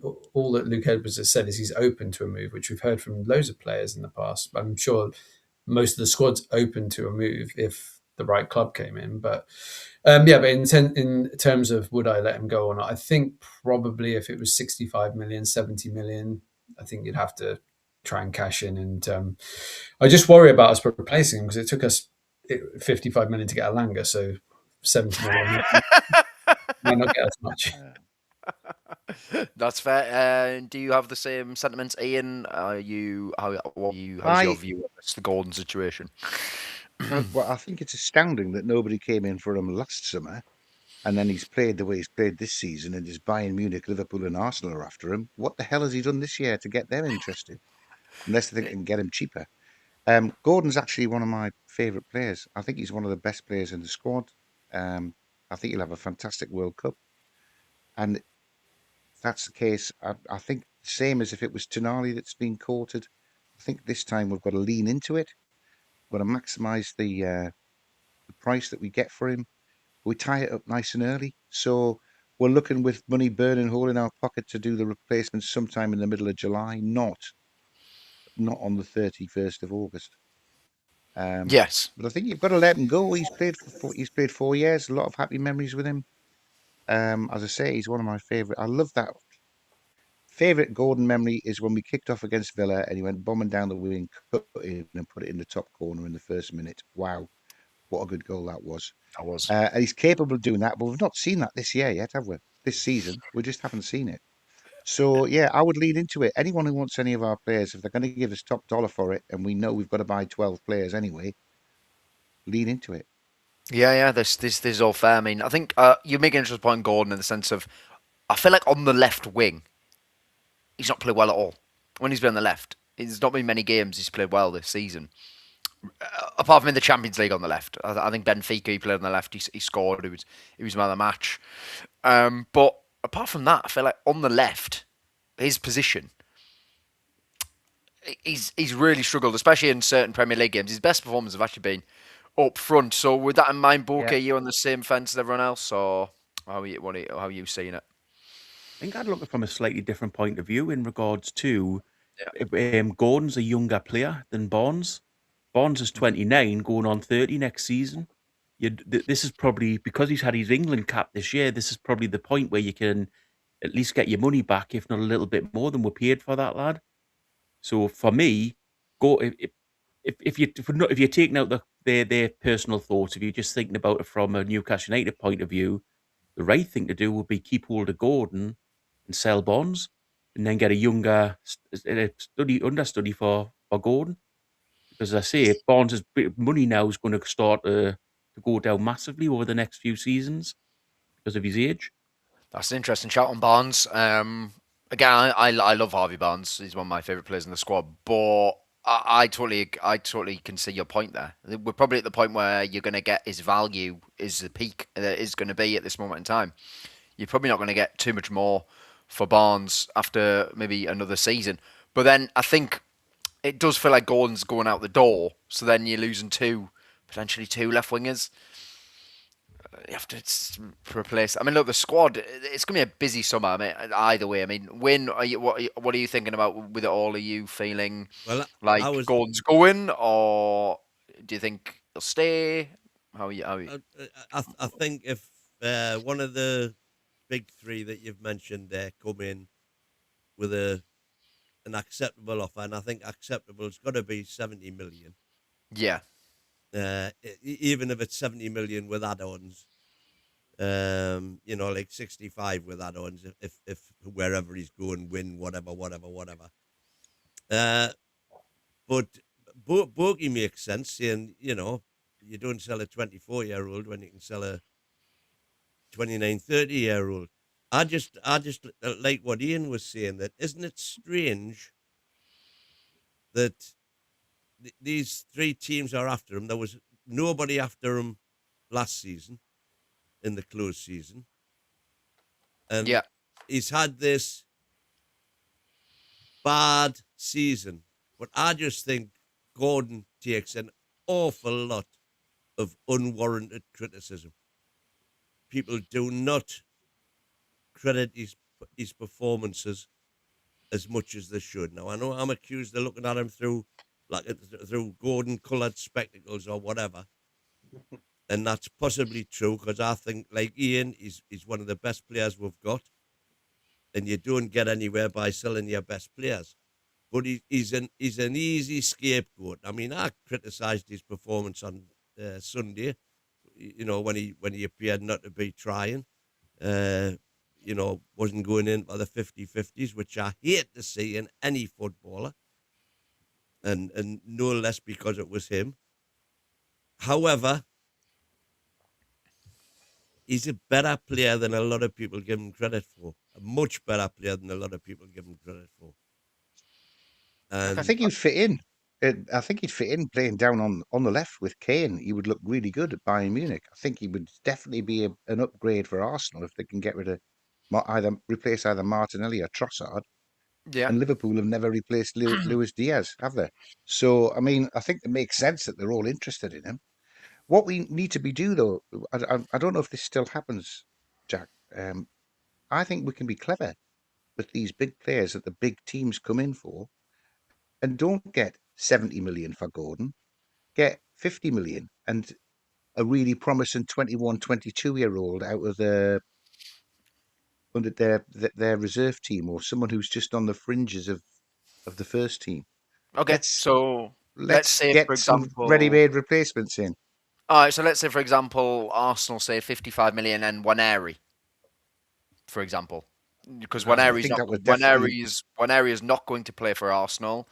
He's gone on loan to Marseille, and he's not playing there much either. But from what I've seen of Waneri, when he first came on the scene, clearly a very talented footballer, who's a technical right winger, and we do not have a technical right winger. We need a technical right winger. He is a technical right winger. So yeah, I like that idea. Certainly, if that was possible, if he was going to go to Arsenal, if Newcastle could get Waneri in exchange. Well, Crypto Rambo, he's clearly doesn't rate Gordon at all. He says, for the people that rate Gordon highly, you don't understand football. Sorry, Win.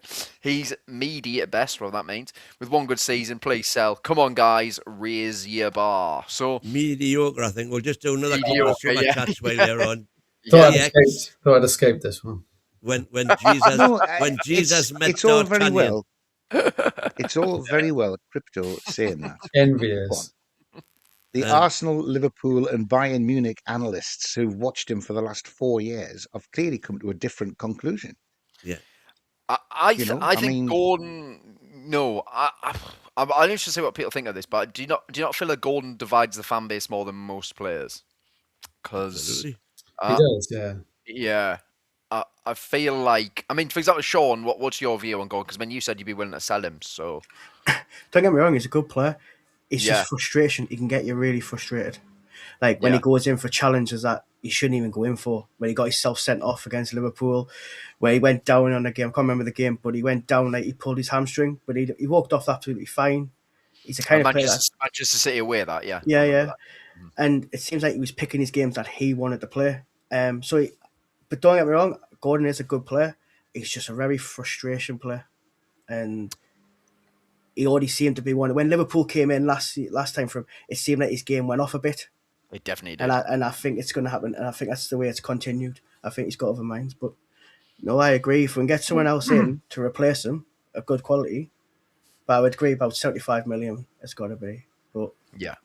No, I think you made a good point, because I feel like it is that probably sense of frustration. Like, so I've been frustrated with him because I feel like since the start of last season, he's probably played well for maybe 5 months. He had 3 really good months last season in the middle of it, from like November to January, where he scored, twice in the Carabao Cup semi-final, scored that goal that Ian was on about against Villa, scored against Spurs away. He was on fire, and then obviously he got sent off against Brighton, missed the Carabao Cup final. We got him back in the team, but we changed the formation to shoehorn him back in the team, and we ended the season with only 1 win in 4 because we were trying to shoehorn Gordon back into the team when Barnes was flying on the left. We'd found what should have worked for the rest of the season, but again, I appreciate that Howe wanted to get Gordon back in. And then this year, I thought he's played well from January to probably March, to be fair. But on Sunday, he was really, really poor. Really, really poor. The moment that summed it up for me was when Murphy played him in. He had Joe Linton through one-on-one. He had Asula through one-on-one. That was the option. Just play them through. They get a shot away. He cut inside, had a shot, was blocked. And that's where I get the idea that people think he's selfish, because or playing for himself and for the move for himself, because that was not the option was not for him to shoot there. The option was for him to play the ball into Joe Linton or Asula.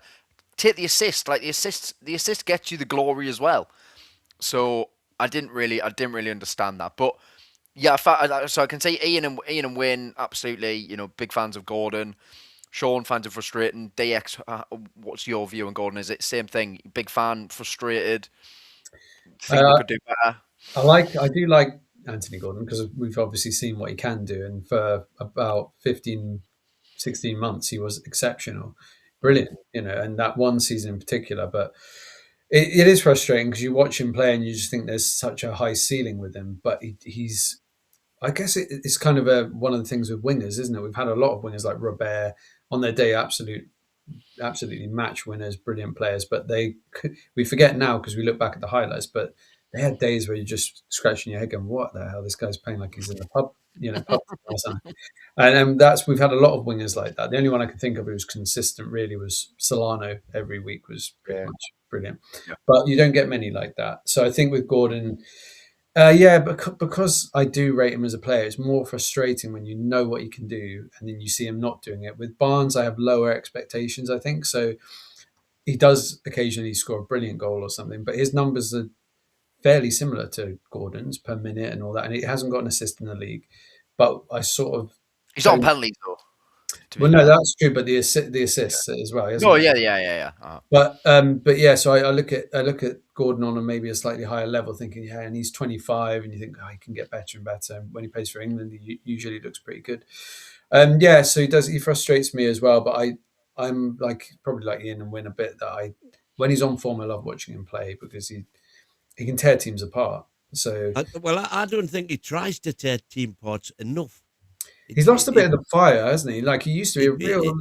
He used to really have a go at the fullbacks and go outside them. Yeah. And now so often he comes in. We saw that against Palace, didn't we? Tried to beat Munoz twice on the right in the first sort of 10 minutes. Got kicked. Didn't get anything for them. And thereafter he just came in all the time. And then he was, chickening out. We had the incident you talked about, when he was, at 3-on-4 it was, to be fair, but we were well positioned. Yeah. Should have done better. And also the ball that he was put through on the left wing, when there's nobody telling me Anthony Gordon couldn't have beaten the fullback to that ball, but he just didn't fancy the challenge that was coming if he went in. Yeah, I wonder if that, I wonder if that's thinking about the World Cup a little bit, because he kind of knows he's the guaranteed starter on the left. Really, realistically, he will start on the left. He's usually reliable at getting his foot in, isn't he? I mean, he's great at leading the press. He's energetic. He's the poster boy for our intensity being our identity. The way he leads that press, but against Palace, he just didn't set off for. There were no 50-50 balls because he didn't get anywhere near it. It should have been a 50-50 ball. You would just watch the Palace player take it away from him. That's what I was frustrated with. I I don't know how good they are or not, but I know at different times of the last couple of years, we've got Zanussi, is it? And Park, who are left wingers, who Oh yeah. no chance of getting any time next year if Barnes and Gordon are both still there. So I think, sometimes you've got to prune your beautiful rose back to get an even more beautiful flower a little bit later on. So So I think Oh, what a one of them's lovely got to go. analogy. yeah, I know. Yeah, Yeah, no, Thank you very much. Yeah, I know. I Yeah, think the that was strange, interesting. Yeah. No, strange I've thing is spent with 10 Gordon. hours. I've Go spent for 10 it. hours driving today, and I thought of that at about 9 o'clock this morning. But I'm bound to use that. Fair. Good. Mainly so I can see Park in the first team. Oh yeah, we'll see. Maybe.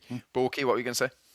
I just think the strange thing is with Gordon, firstly, in regards to his performances this season, to be fair to him, he's been swapped between two positions quite a lot. So he's been left wing one game, right up front the next Centre game. forward. So, yeah, so he's sort of, he hasn't had like a natural position that he's played all season. So I'm sure that affects you slightly because I'm sure that the training team will train you slightly differently during the week depending on what position you're playing.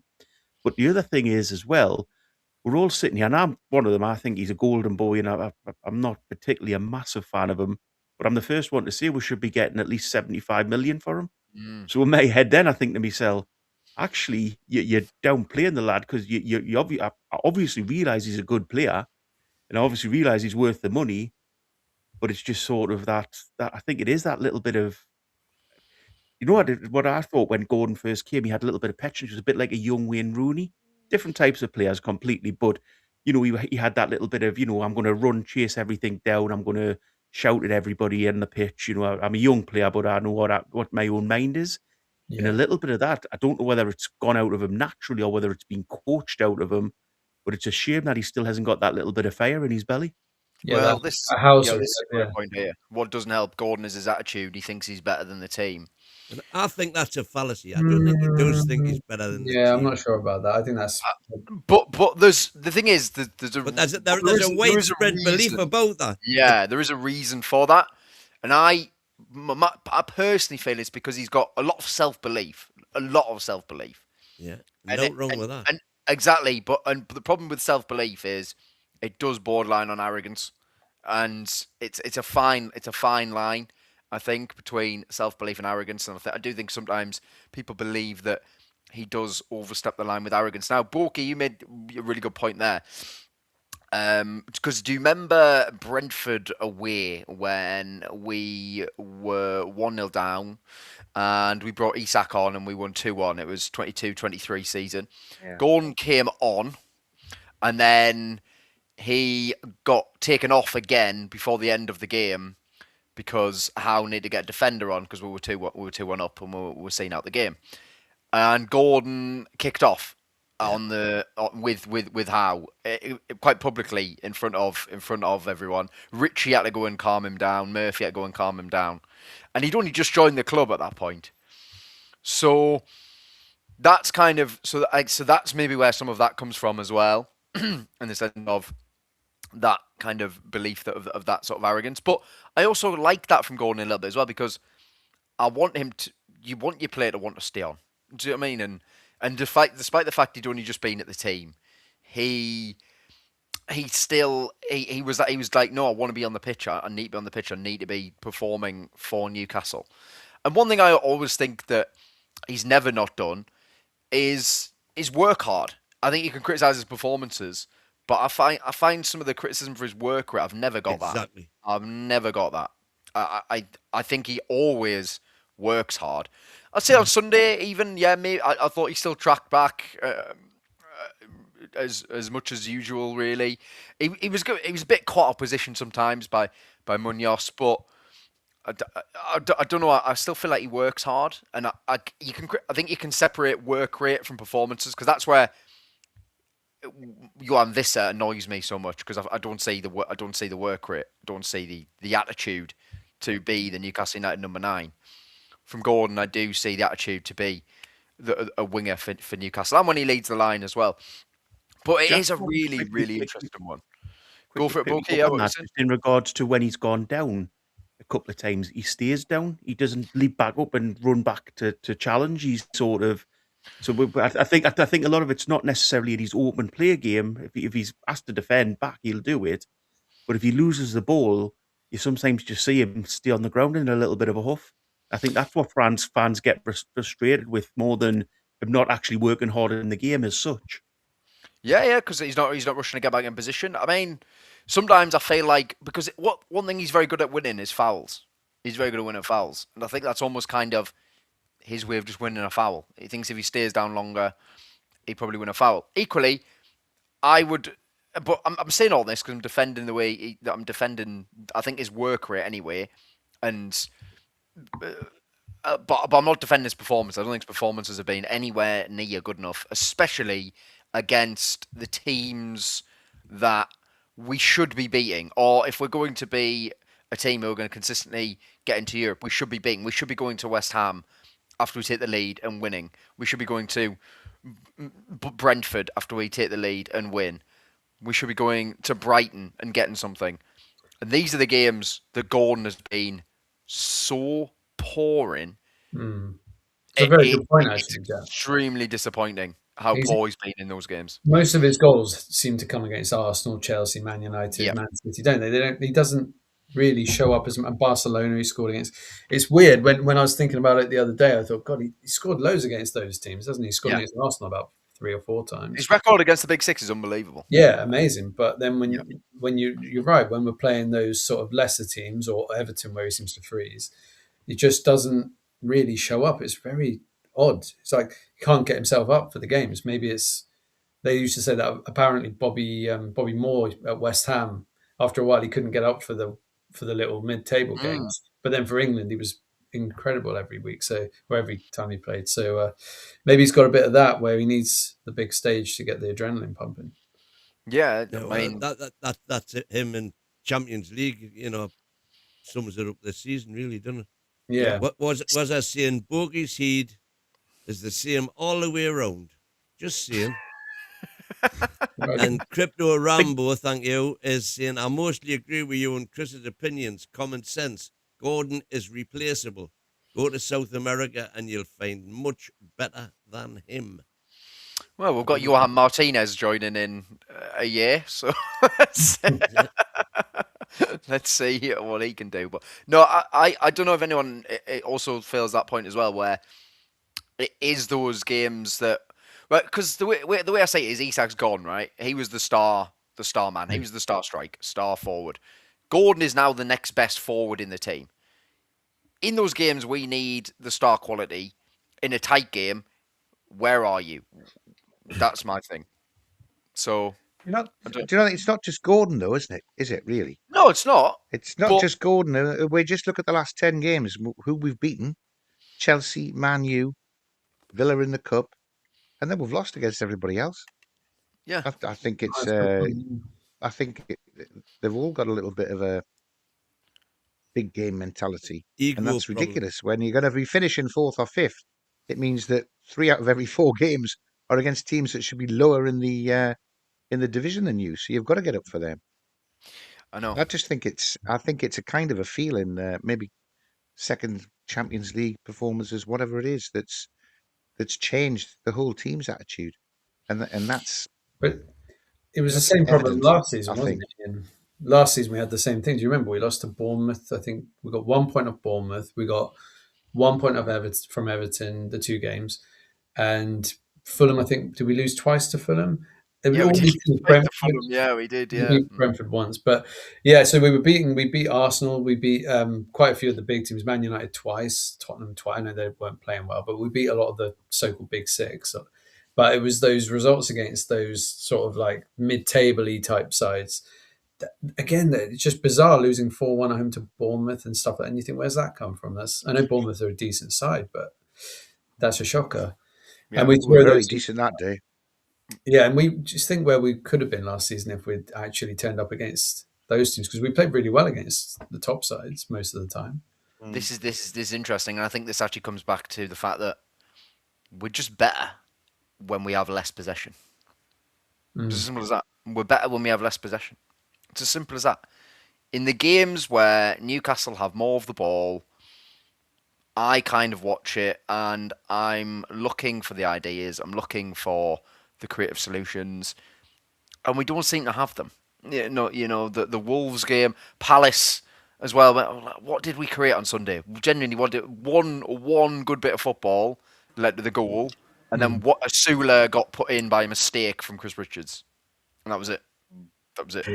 Yeah, but I've noticed though, the team doesn't look like they know what they don't know what they look like they're doing, do they? Like, no. Take the game.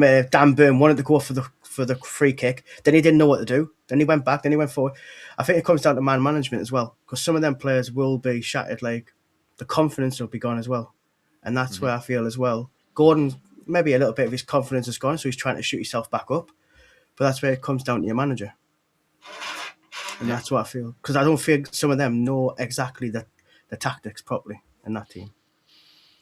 Interesting, yeah. Fair enough. Just I don't know, man. By the way, Villa, Forest, and Crystal Palace through all through to the semi-finals in the Europa and Conference League. So it's a Forest Villa semi-final. Oh, yeah. We'd fancy Villa, wouldn't you? Really? Yeah, it's a Forest Villa semi-final. I And love then the other that. one. What was the other one? Betis and whoever else. Let's have a look. Try and find out. Betis and Braga. Freiburg. Freiburg And Braga. Wow. Freiburg and Braga. Oh yeah, Braga won. Oh wow, what a win that is. Well, it'd be great if Forest won it, because that'd be a throwback to them winning those European trophies, wouldn't it? Yeah. Imagine Palace win 2 trophies in 2 seasons. Yep. And the manager's gone at the end of the season. Yeah. That just proves football's a fickle business, doesn't it? Yeah. They all hate Glasner now. So He's never been touted for us, really, has he? Like he is not. He is not. No, not as much as some other managers. Yeah, Glasner's an interesting one because again, I feel like he's a manager who. Again, his teams are better when they have less possession. It's just, and the thing with Newcastle is if they are going to evolve and become a team who are consistently in Europe, we do have to learn how to use possession properly. But and that is a massive issue. It's also an issue with the squad as well. I don't think we've got the squad to do it, to be honest. So there's a lot there. But you all make valid points about these. Sort of the fact that we do get good results against these teams who traditionally the big six or whatever, and then as you said, even last season we couldn't beat the teams we'll be expected to beat. It makes you think about for the rest of the season realistically. I mean, how many points are we actually expecting to get? I mean, I'll go with you, Borky. 8 to 10, I would say. 8 to 11, I would say. Oh, really? Okay. Fair enough. Where you see the wins? I think we should be winning the home games, and I'm basing this a little bit on pure luck that we'll get 2 away draws. So hopefully we'll get around that sort of mark. If you want us to be perfectly honest, I think there's a big chance that we'll pick up maybe 3 to 5 points for the rest of the season. I can go back. I can go back to being gloomy, Borky. So I'll happily do that.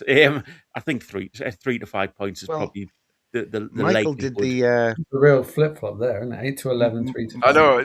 I did. Yeah, I flipped from trying to be positive to going back to thinking, hang on, I'll use my brain rather than my heart. You get a thumbs down. Michael did the research. Went back and found out on those last 6 games that we've got. We got 4 points out of those games last year. So, given the condition of the mental state now, I mean, I was sitting there thinking we're going to get 18 out of 21 and qualify for Europe and all the rest of it. But then you watch that Palace game and you're just thinking, how are we ever going to get ahead and hang on to it for an hour and a half? Yeah, I think we seem to shoot ourselves in the foot. Yeah, when you look at the Palace game, I think both teams kind of looked like it was a bad game. They both looked like they were kind of on the beach. Bad. Yeah, but then we scored and it seemed to knock over one of the Palace players, Pina Coladas. They got angry and put the players on and absolutely took advantage in the second half. If we go in with the same attitude as we had against Palace, then there's a good chance we don't pick up any other points at the end of the season. That's the major worry. Yeah, this is all fair. DX, what do you think? I think it's just stacked with bogey teams: Fulham, Bournemouth, Brighton. So I'm going to say 4 points, just because I really don't have much faith in it. I think we'll scrape a win against somebody. It might be Brighton, perhaps, and then a point at Fulham or something like that. And I think that's about all. Or maybe a point against Bournemouth, maybe. But yeah, I think that's about it. I can't see us really, and that's horribly. Are you all forgetting West Ham at home? Yeah, but West Ham. West Ham are pretty good, you know. West Ham all and these Forest are teams- fighting for their lives, so those are going to be All hard. of these teams have still got something to play for. Fighting for the title. Bournemouth, Brighton, even Fulham going for European spots. I think Fulham by that point, last West game. Ham, Yes. West Ham, I and think it's Forest Ham and desperate Forest. for points to stay up. Lads, if this really does happen, how toxic does this atmosphere get at St James's Park? Well, yeah. If we lose, If we go into these games with and only pick up 4 points, how bad does it get there at the end of the season? Well, then you're looking at a truly horrendous second half of the season. You know, realistically, if you're being honest. It's relegation form, isn't it?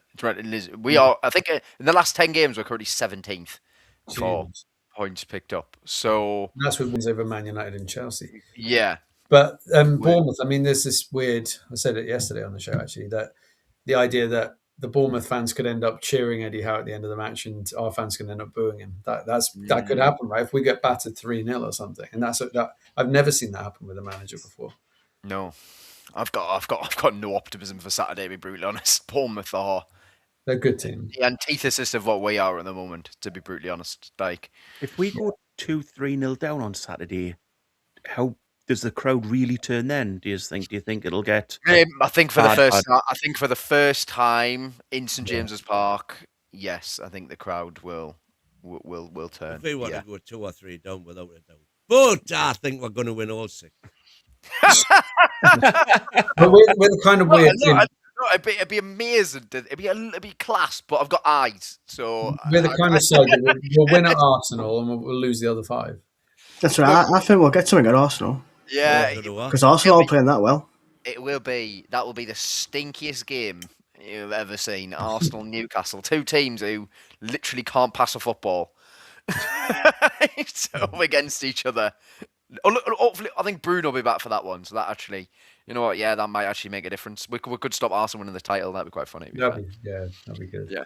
So Win, do you actually think we're going to win all 6 games? I don't think there's any reason why we can't. I thought that until I watched them play against Crystal Palace, Wayne. Well, yeah, and then that's the reason why I don't think they can. And I thought that until I watched them play against Sunderland and Crystal Palace. The thing is, I wanted to see Eddie Howe change something. Yeah. I wanted Big Nick to be tried at, our 69 million centre forward to play at centre forward. I wanted there to be embryonic stuff maybe, just look like you've been working on something different to change the narrative. And it was just exactly the same. Yeah. Same lineup. Well, not even the same boring substitutions, only one boring substitution of like for like. I just think Howe is second guessing himself. As Bogey said, he's had a week on the training ground this week to develop a system, a style. He had 3 weeks to incorporate. Well, he didn't, because he didn't have Walter with him for the 3 weeks. All right, but they were still there for enough time. That was the problem. I couldn't agree with you more. I'm not like I say. For me, there were absolutely no excuses at all for not winning on Sunday. None. No. I think to slightly go against the Voltemade argument, although I do think he should start every game now. But I think Asula did okay. He was one of the. He did. He did. He didn't put in a bad shift. He scored. Nope. He made another chance. Okay, it was a mistake, but he still did a good bit of skill. No, he did well, yeah. Let's be honest. You don't have to play Pep football. Amazingly enough, in football, you can go with 2 strikers up front. Yeah, I agree. You don't have to just follow what Pep's done for the last few years. At some point, some team's going to come out and do something different. Like a big team's going to do it, and I think it has to happen. And I'll tell you what, we definitely can't play Pep football, because the amount of touches they took on Sunday on the ball, like the slowness of moving it was painful. It really was. You know, it really annoyed me, actually. It really annoyed me more than most games this season. Simply because, again, like Ian said, I think Ian hit the nail on the head. Wanted to see something different. You know, you've had time to work with them. There's got to be reaction from the Sunderland game. And we created 2 chances all game. Right, that was it. And I mean, what world can Howe think? I'll just do the same as I did against Sunderland. That'll be enough for Palace. What's he thinking? I mean, he made like a lot of changes, but it's just but it was the same. It was the same football, wasn't it? It was the same. Get it out wide, play a triangle out wide, and then put a cross in. It was an awful game, wasn't it? Yeah, and by the way, Asula was so isolated against 3 centre-backs every single time. And he actually held the ball up pretty well on a few occasions. There was other times where he lost it. But of course, you're going to lose it against 3 centre-backs and there's no one around him. He held it better than Big Nick does when he's in that situation. Well, I think Big Nick's he's not strong, but he's got the technique. Yeah, go for it, Sean. Yeah, I agree with you. But it's that thing with Palace. Palace didn't seem like they threatened until they made that change where they brought that. I can't remember that guy. I can't remember his name. As soon as he came on, it changed it. But that's the manager's plan B, wasn't it? He changed his tactics. Our manager doesn't seem to know. He won't change it. He'll just stick with it. Well, it's actually their manager's plan A, but he rested them because I get that. They had the conference. You're not helping yourself there, Win. No, I'm saying that. That's why I'm saying there was absolutely no excuse at all for that performance on Sunday. None. Yeah. No, it was. No, you're right, Sean. Because to be fair, like I just got it out of my system and you fetched it back. Sorry, but look, but you can't not speak about it because Palace didn't care about that game. They didn't care about that game. They didn't. They put their reserve midfielders out and their reserve strike force out. Yeah.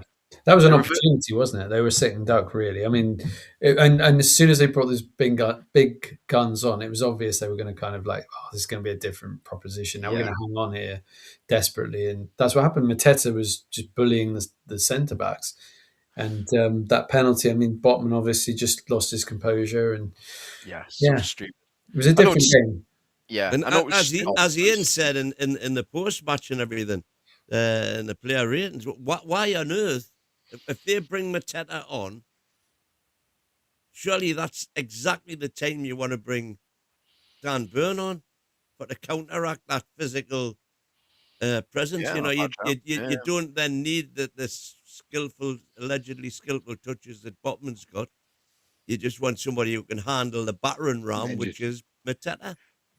Yeah, Howe's not a proactive. It's not been the same all season with substitutes. We've never done substitutes at the right time. It absolutely has. And the other thing is as well, with Howe after the game, when he's saying things like, I'm not telling the players to drop off, then in which case, why the hell isn't he on the sideline going absolutely nuts with them after 25 minutes when they are dropping off? Why isn't he saying to them, hey, look, get yourselves back the way I want you to play? Or, worst case, if there's one player not doing it, sub him off and give the rest of the team the own and look, you do as I tell you. But that was that kind when I said about Dan Burn, didn't I? He wanted to go for that free kick and then he dropped back off and then he went back forward. They don't know what they're doing. And that, and when they come out with that was Trippier on the bench telling him to get back and how and Mad Dog were telling him to get forward. Yeah, it's a bit of a mess, isn't it? But I mean, also, why on earth didn't Ramsey start? I mean, Joe Linton in games like that is pointless.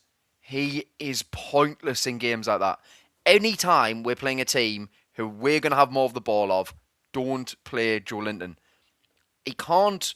I love him. I absolutely love him. But he's not creative in any way whatsoever. There was the amount of attacks that broke down with him just passing it to no one.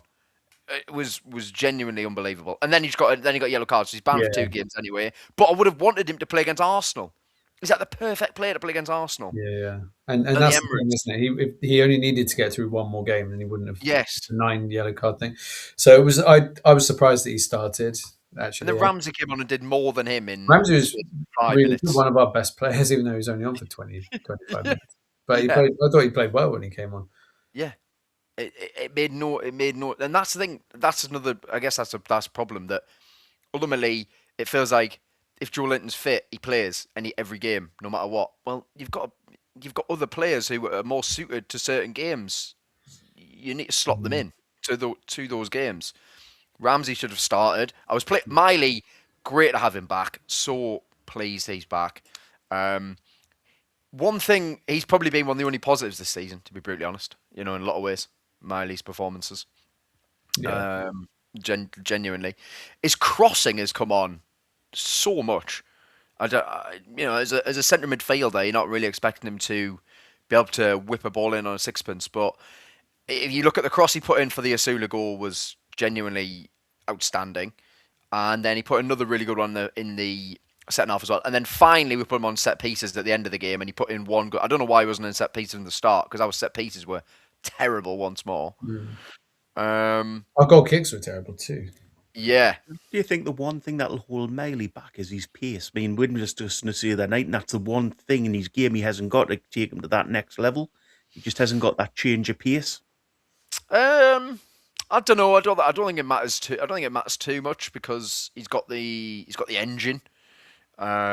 He's really bulked up as well, and you weren't on last week, Borky, but he wins as many aerial duels as Rodri, so per game. So no other Premier League midfielder ranks as high as Miley and Rodri for aerial duels. And there we go. Got a super chat.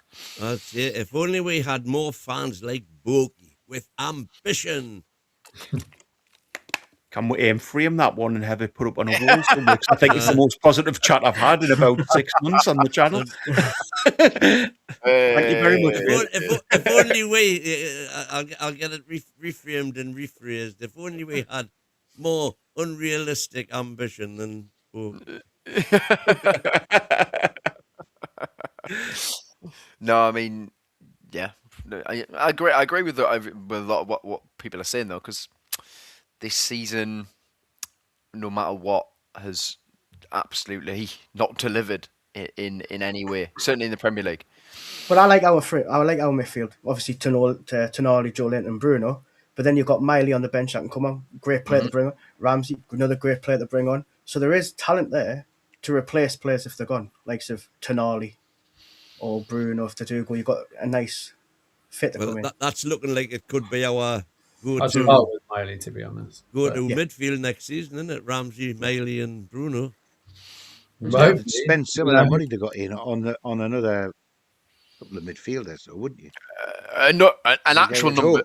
If Howe stays as manager, then it's still the 4-3-3. So just sign an actual. Deal with a 6. Sign an actual 6, please. Please do that. 10. But he doesn't. Yes. But we know he won't. 10. He doesn't want Well, to do if you're going to sign a 6, you would automatically either sign a 10 or develop a player into a 10. Yeah. But how many times has he said he doesn't want to play with a 6? No, he doesn't. He said it, and constantly. To be fair to him, I think he's pig-headed. But at least he sticks to his convictions. He said that throughout, and he's stuck with the fact he doesn't want to play with a 6. I mean, technically, I would say Tonali plays as a 6 at times. But I think that's just him naturally doing it, though, because I think he's instructed to stand in that flat midfield 3, isn't he? Yeah. But do you think Ramsey realises that? Who said that? Sorry, go for it. Me. Do you think Ramsey could do a number 10 position? Like he did against Barca? Yes, I think Ramsey could play at number 10, yeah, absolutely, yeah. Because he's so good on the half turn. Like he's brilliant on the half turn. So I think... The question is, if you're going to play number 10, would you not play Baltimore? They're not really. I would like to see Baltimore in 10 as well, like as an actual 10, not on the left-hand side of midfield. Yeah. I would like to see him as an actual 10. As much as I do think he played as a 10 against Villa in that game against Villa away in the FA Cup, because he was much further forward than in any other times I've seen him play in the midfield, and he played a massive part in us winning that game. So I don't know. I don't understand a lot of it, and that maybe brings us on to a potential managerial change, because my colleagues at TalkSport, Alex Crook and Ben Jacobs, are reporting that Newcastle are admirers of Jose Mourinho and of Roberto Mancini.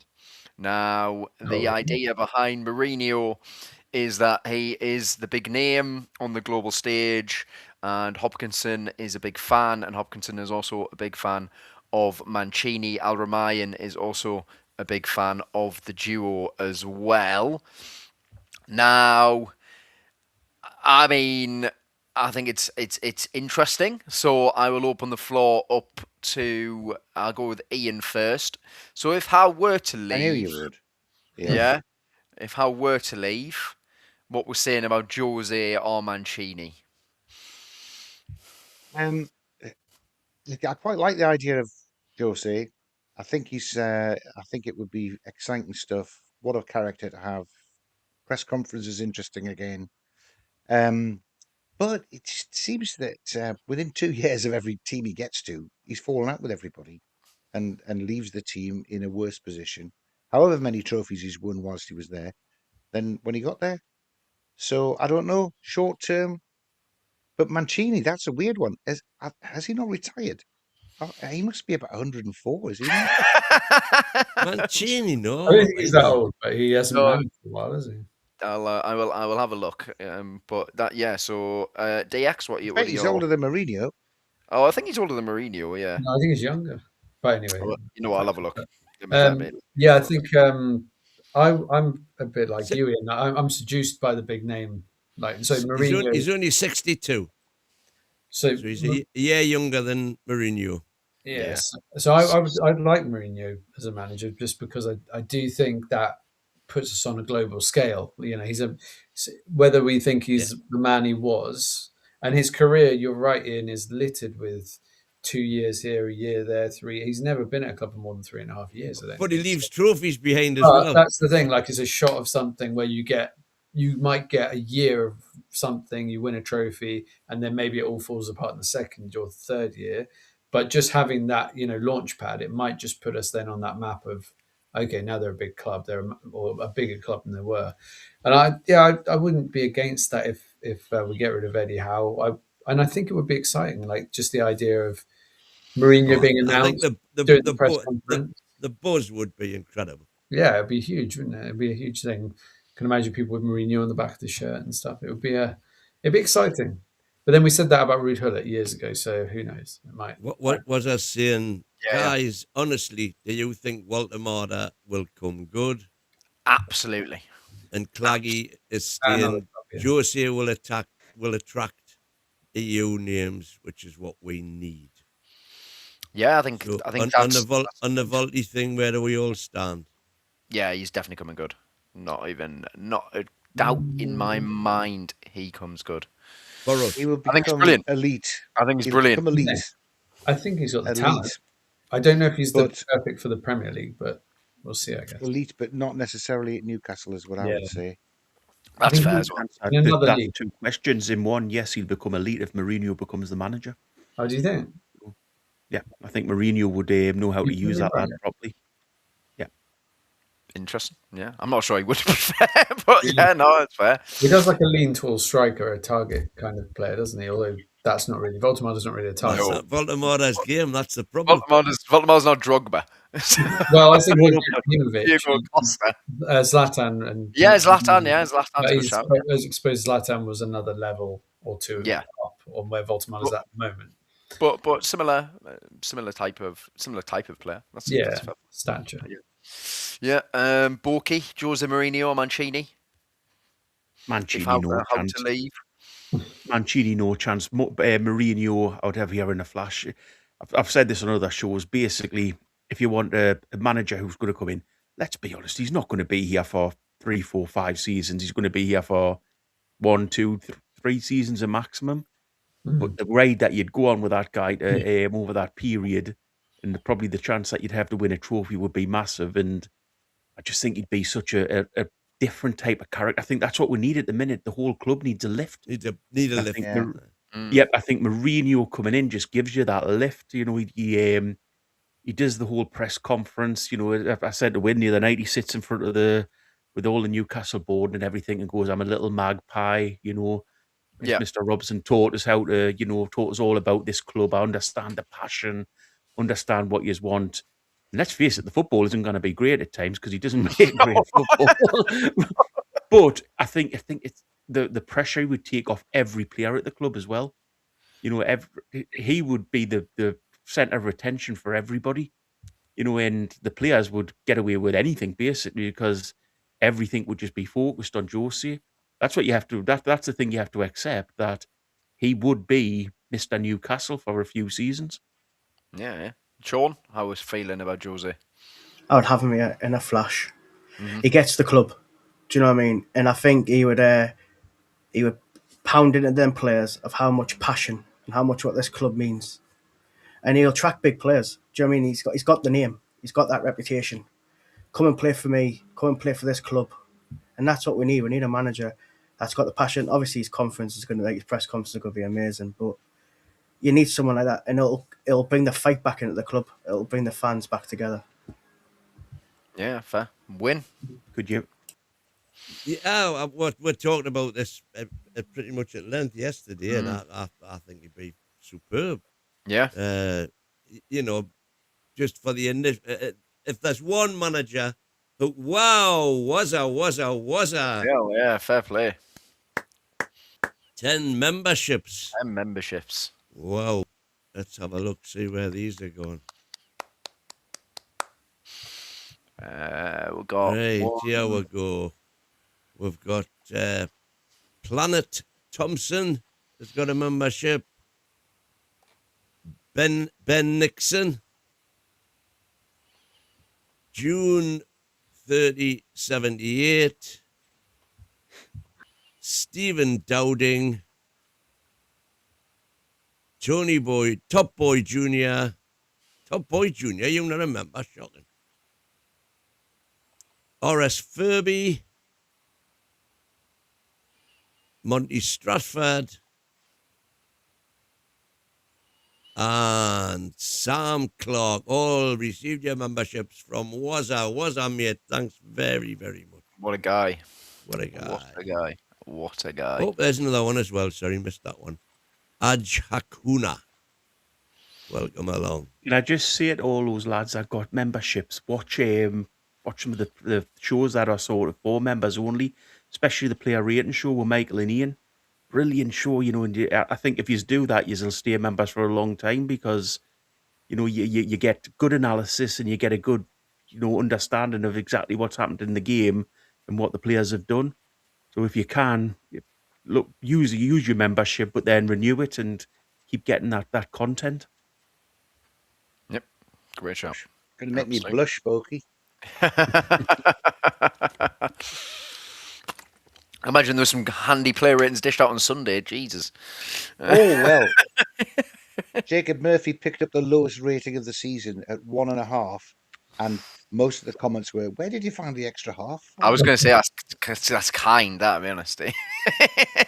I would have struggled to find the one. Yeah. Well, we've assumed you start at 1. That 1 is the lowest. You can't start at 0. It means you didn't even turn up. Howe got a 1.5 for his tactics, by the way. Howe got 1.5. Howe got a 1.5. Yeah, because he was never going to get more than 3 when I saw the lineup, even if he won the game. That was dreadful. The lineup was. I don't want to go through that game again. No, let's forget it, man. I managed to get it out of my system. Forget about it. On the subject of Jose. Yeah, Jose, yeah. He's got a remarkable record in league management. Porto 2.32 points. Real Madrid. Bear in mind, if you're multiplying these by 38 games, you're talking, 70s and 80 points, which is, and the worst he did was at Tottenham, where it was still 1.77. Yeah. Which would have been, do the sums, 38 and 3 quarters. Yeah, like 6 so like, it's well over 60 anyway. If it was 40, it would be 68. Mm-hmm. If it was 40, it was about 70. So you take 3 off, so 67. Yeah. So that's European qualification. Remarkable That record. could be Champions League qualification. Yeah, it is. It got us there last year, 66 did. Yeah. Every single season with multiple teams.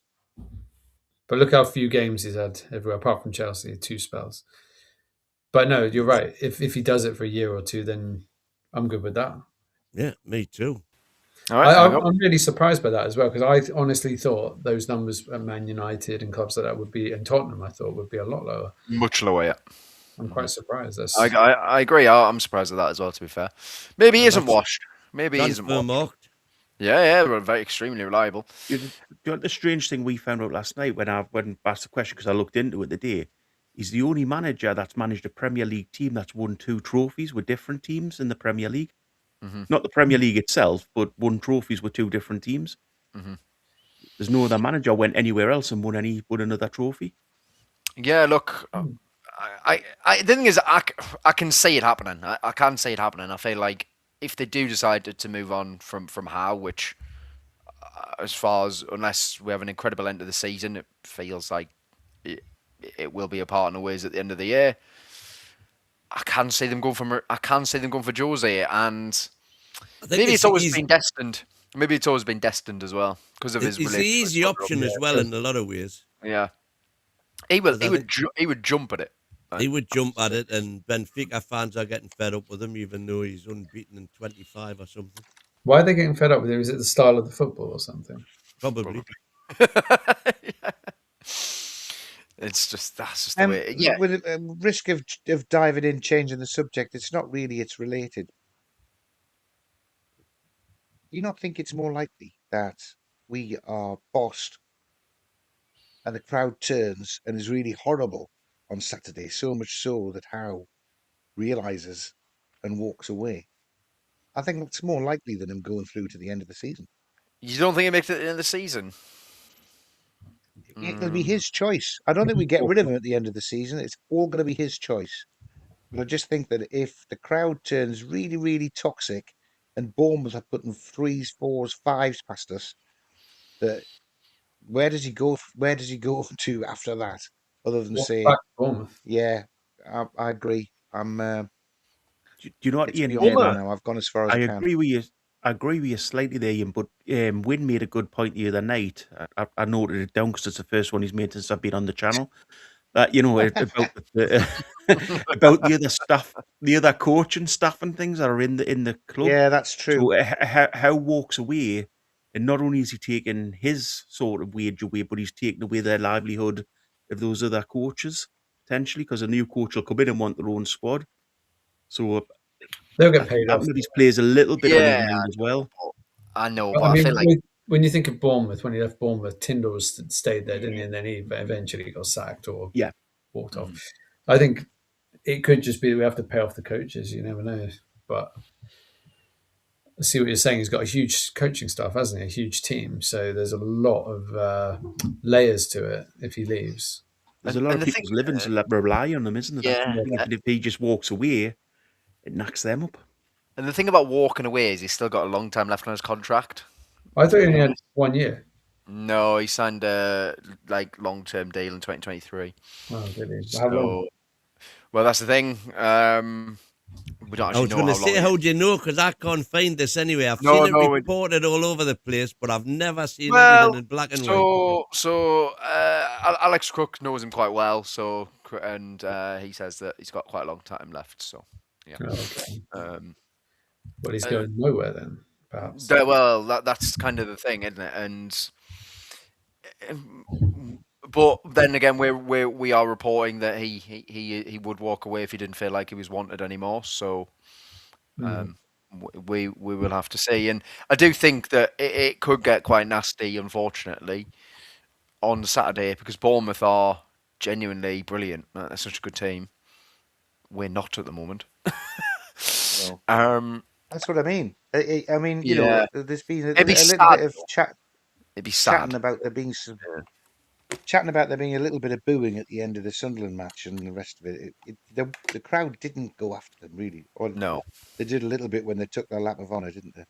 But lap of honour. If that starts after half an hour because we're already 3 down, and you've got to sit there trying to affect the game with that ringing in his ears for an hour, I think that I personally think that's enough for him. I think that's, he said, if I ever feel like I'm not wanted or I'm not the right man for the job. Did say that, but he also keeps saying it's uncharacteristic goals we're conceding. They're characteristic now, Eddie. It happens all the time. Yeah, no. It's not uncharacteristic. You know, It's happening well, all the time. I mean, he said it post-match that we dominated the game against Crystal Palace. Yeah, I know. I mean, I never know. watched that. I didn't see that. He said we played So well, I it's know, in the first half. Yeah. Scored a good goal. When you're saying things like that, that is a concern because I don't know how you can watch that and say we played well. We didn't play well. I've seen Newcastle play well under Eddie Howe, and that was not it. The first half, Palace were the better team in the first half. To be honest, they're the better chances. We just put one bit of nice football together and scored.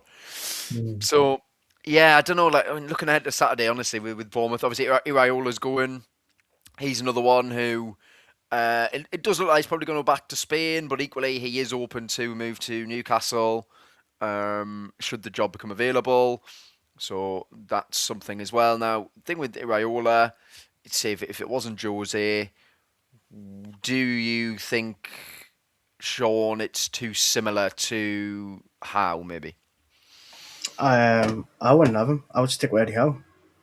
So if the choice was Howe stays or you get Iraola and you would stick with Howe over Iraola? Yeah. Because I don't think it's an improvement. They're both quite similar. But it'll just be another stepping stone, wouldn't it? Kind of thing, till you get that right manager. But no, if it had to come between them two, I would stick with Eddie Howe. Fair. Between Eddie and Mourinho? No. Mourinho I would have tomorrow. Right. No, the Bournemouth manager is who we're on about. That's who I would stick with. I realised that. I was just wondering what the difference was between the two. So you definitely have Mourinho, but you wouldn't have Iraola. What about Oliver Glasner? Yeah, I would have him because what he's done for Palace is a different team. You know what I mean? He seems to do different stuff. He likes to mix it, kind of thing. He would be my go-to if we can't get this stellar elite and we're determined to change, or if the mood determines that we're going to change. I think Glasner's record is remarkable considering the handcuffs he's had to wear, the same as Eddie has. So you'd have Glasner over Iraola? Yeah, without a doubt. Yeah. Okay. Everyone else in that same camp, or? Well, Iraola's still a very young manager, isn't he? And Glasner's not. Glasner's mid-50s, isn't he? And Iraola's, I think he's just turned 40. So the gamble with either of those managers is if you look at Thomas Frank and a few other managers, who Potter is one that comes to mind, when they've gone to the bigger clubs, they have struggled. They've done brilliantly at Brighton and Bournemouth and Brentford, whoever. But when they go to Hodgson for England and for Liverpool was a disaster, really. But for these lesser teams, Fulham, West Brom, all of those kinds of clubs, he did very well. Didn't do that well at Inter Milan. So I think it's some managers are really cut out to be at these. David Moyes is another one. Really cut out to be at these kind of slightly lower, mid-table-y type clubs. And it's always a gamble when we took the gamble with Eddie Howe, of course, because he had only managed Burnley and Bournemouth. Kind of what it's worked. So yeah, I'm a bit on the fence. I know the Twins love Iraola, but I'm still I'm not sure. He's kind of slowly winning me over week by week with these performances, but I think it might be a bit of a sidestep. Yeah, fair. Borky? I just think you've got to. Sorry to bump in on Iraola because go for it. Gloss over it. Iraola had a great season last year, but then had to pick up the pieces after they've sold 3 of the back 4. No, it's 4 of the back 5 to be fair, because the 4 of the back 5 goalkeeper left as well. Goalkeeper went as well. You're right. And Semenyo and Ouattara. I mean, you know, that's like us losing. Yeah, you can work it out, can't you? Yeah, you're right. That's like the situation that we're going to be in the summer, and then being able to put the replacements together without having fortunes to spend. I know they spent more than they normally did, and playing even better in the following year. I think that's a real feather in his cap, and it shows he wouldn't be sitting after 32 games still shrugging, going, "Well, we've never really been able to get over selling Isaac, would we?" I mean, he's just got on with it. He's just got on with it, hasn't he? He's just got on with it. Do you think, should we do the last couple of super chats before? Yeah. We've got Claggy Steakway saying Jose is War Bobby's Ben. he will just get it. Yeah, And he will. was I He does saying, get it. He does get it. Glasner, ideal for a broken window. Glasner Glazier, yeah, very good, very good. Voted.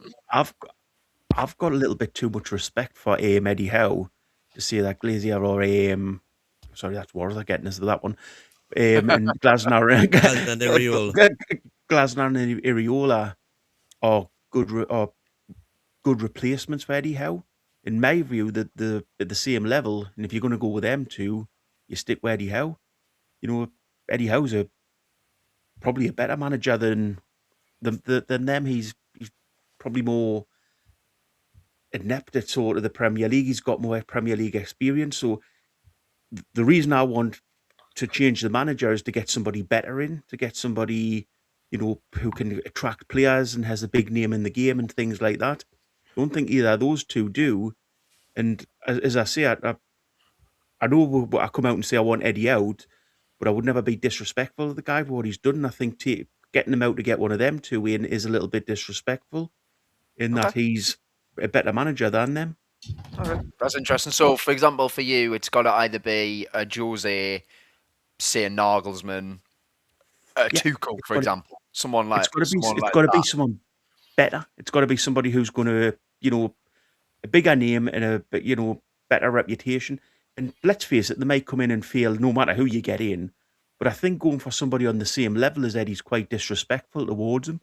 He's done a great job for this club.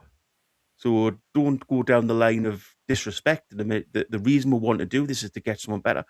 I suppose the comparison I would make is when they got rid of Chris Houghton and then brought in Alan Pardew. Yeah. Yep. I agreed with getting rid of Chris Houghton. Chris Houghton had done great forward, but you bring in a bigger manager. Alan Pardew wasn't particularly a bigger manager at that time. Did pretty well.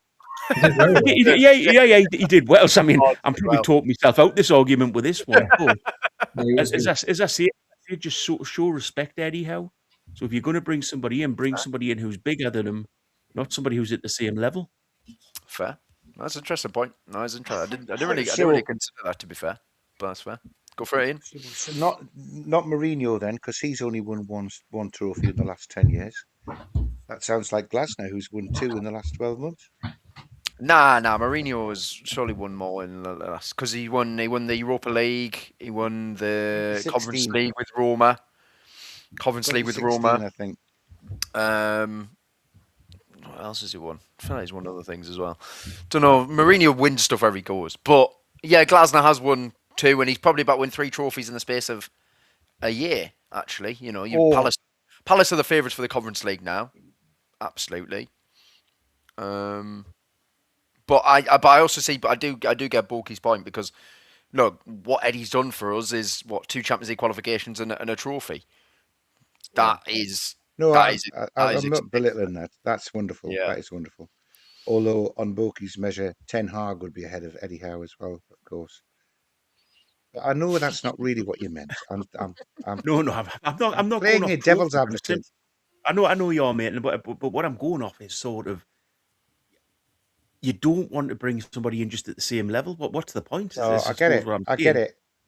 And I'm old enough to know your Houghton and Pardew comparison exactly. We wanted a bigger manager to come in, and we just sort of moved sideways, albeit that there were some good years when Pardew was first there. Yeah, first remember the 8-year contract. The 8-year contract. Yeah, the 8-year contract. Yeah, that was funny. I'm assuming somebody must have mentioned Southgate in the chat. Southgate's like Wargate. He hasn't got a squeak. That was Boky's shout, wasn't it, Southgate? I said Southgate was a better manager than Howe. I think that's where it's come from, that aim. What? I wanted him in as manager. But I wouldn't Southgate's a better manager than Howe.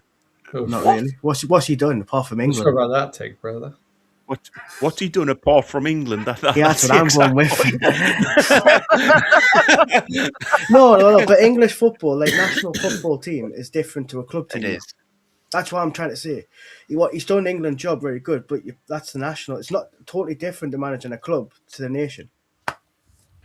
That's what I'm trying to mean. If you put Howie in England, then Oki would say, harder to manage the national team. You haven't got them all the time. It's harder But to no, manage no, the but national team. it's where Southgate got England. I mean, you look where England were when Southgate took over. Again, they were lower than Snake's belly with Allardyce going, weren't they? And how he changed that team around. And look what he did at the under-21s as well. I think people forget. No, Their actual he's No, had. but Middlesbrough. Yeah, Middlesbrough got him relegated. That's his last club job. That's the only Relegated. Well, how got Bournemouth relegated? To be fair, He did. But then how went away and improved like Southgate and England. And so did Southgate. But he never got England over the line, ever. And there was numerous times England should have got over the line, and the reason they didn't was because of Southgate. I mean, if you go back to Euro 2024 final, when Spain score at 1-1, he's about to bring Gallagher and Trippier on to see it out to extra time and penalties, and then Spain score. Can I be honest with you? I'm going to struggle to sit and defend Southgate. So yeah. Right. I remember at the time that the Scooby-Doo unmasking meme where the Scooby-Doo, it's Gareth Southgate's head and off it comes and there's Steve Bruce underneath. Steve Bruce, yeah, exactly, yeah. Honestly, no. Southgate, I mean... If this season gets any worse, it may be the same with Howe.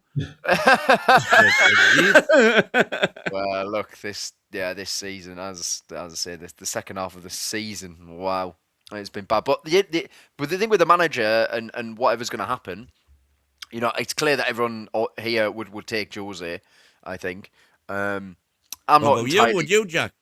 I'm not convinced, no. But what I would say is it would be blockbuster press conferences, obviously. It'd be a proper roller coaster. I think the football would be absolutely terrible. But we might win a trophy.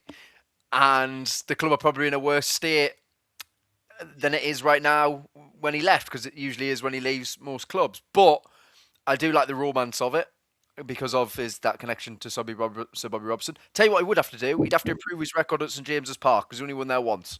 So he'd have to improve that. That would be a problem.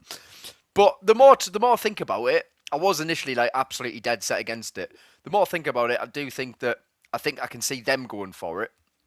The hierarchy going for it, simply because they do want Newcastle to be a bigger name on the global stage, and there's not many bigger managers around actually that will be available anyway.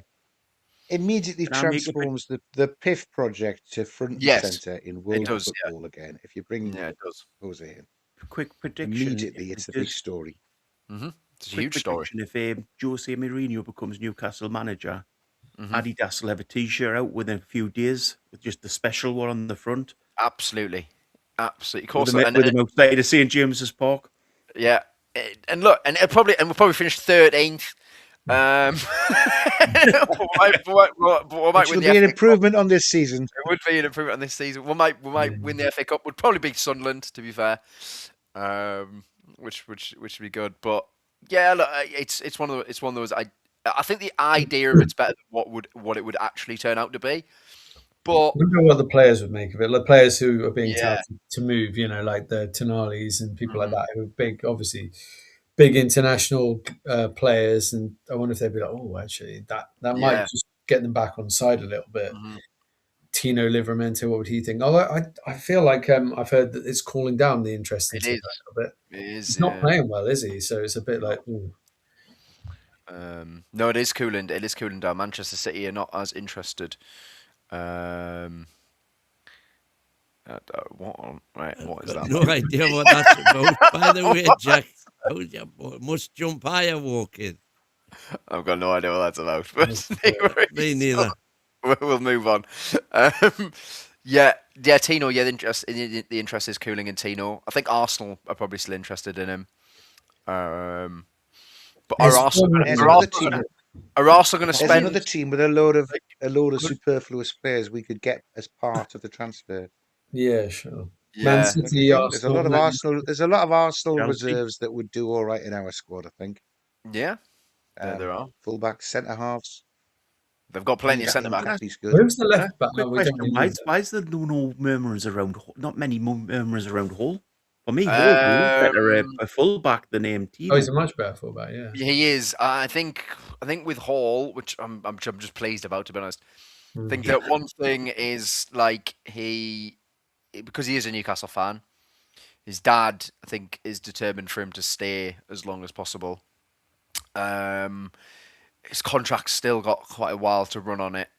I think if he has a good World Cup, it might change a little bit, though. You might see some more. Also, I think Newcastle have basically put out that he's not going anywhere. Like, I think he is actually like unsellable, to be honest, at this point. It's like with Bruno as well, isn't it? We desperately want to keep Bruno. Got to keep Bruno. They're the three.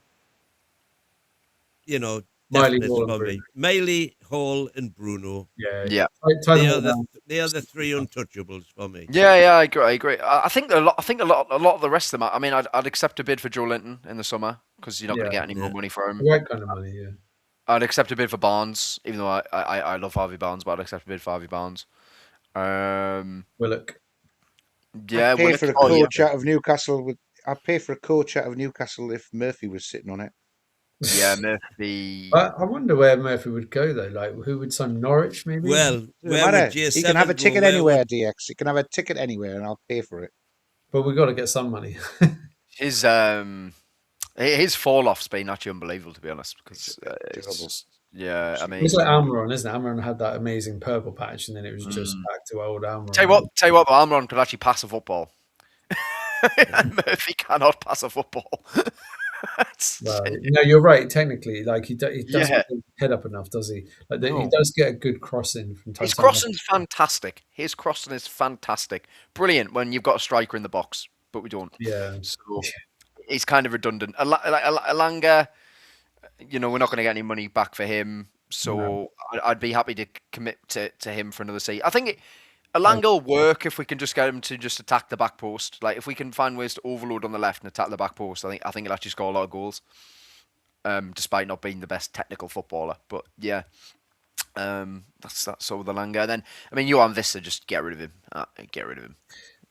So what do we? You say I've more given up on Alanga than I have on Wissa. How? I think he's just got. He's barely had any opportunity. Yeah, because he's obviously now in training. He'd get a chance. That's fair comment, and I'll argue that that's down to his lack of fitness. No, there's got to be a reason, though, hasn't Can we stop him coming on for 30 seconds? Sorry.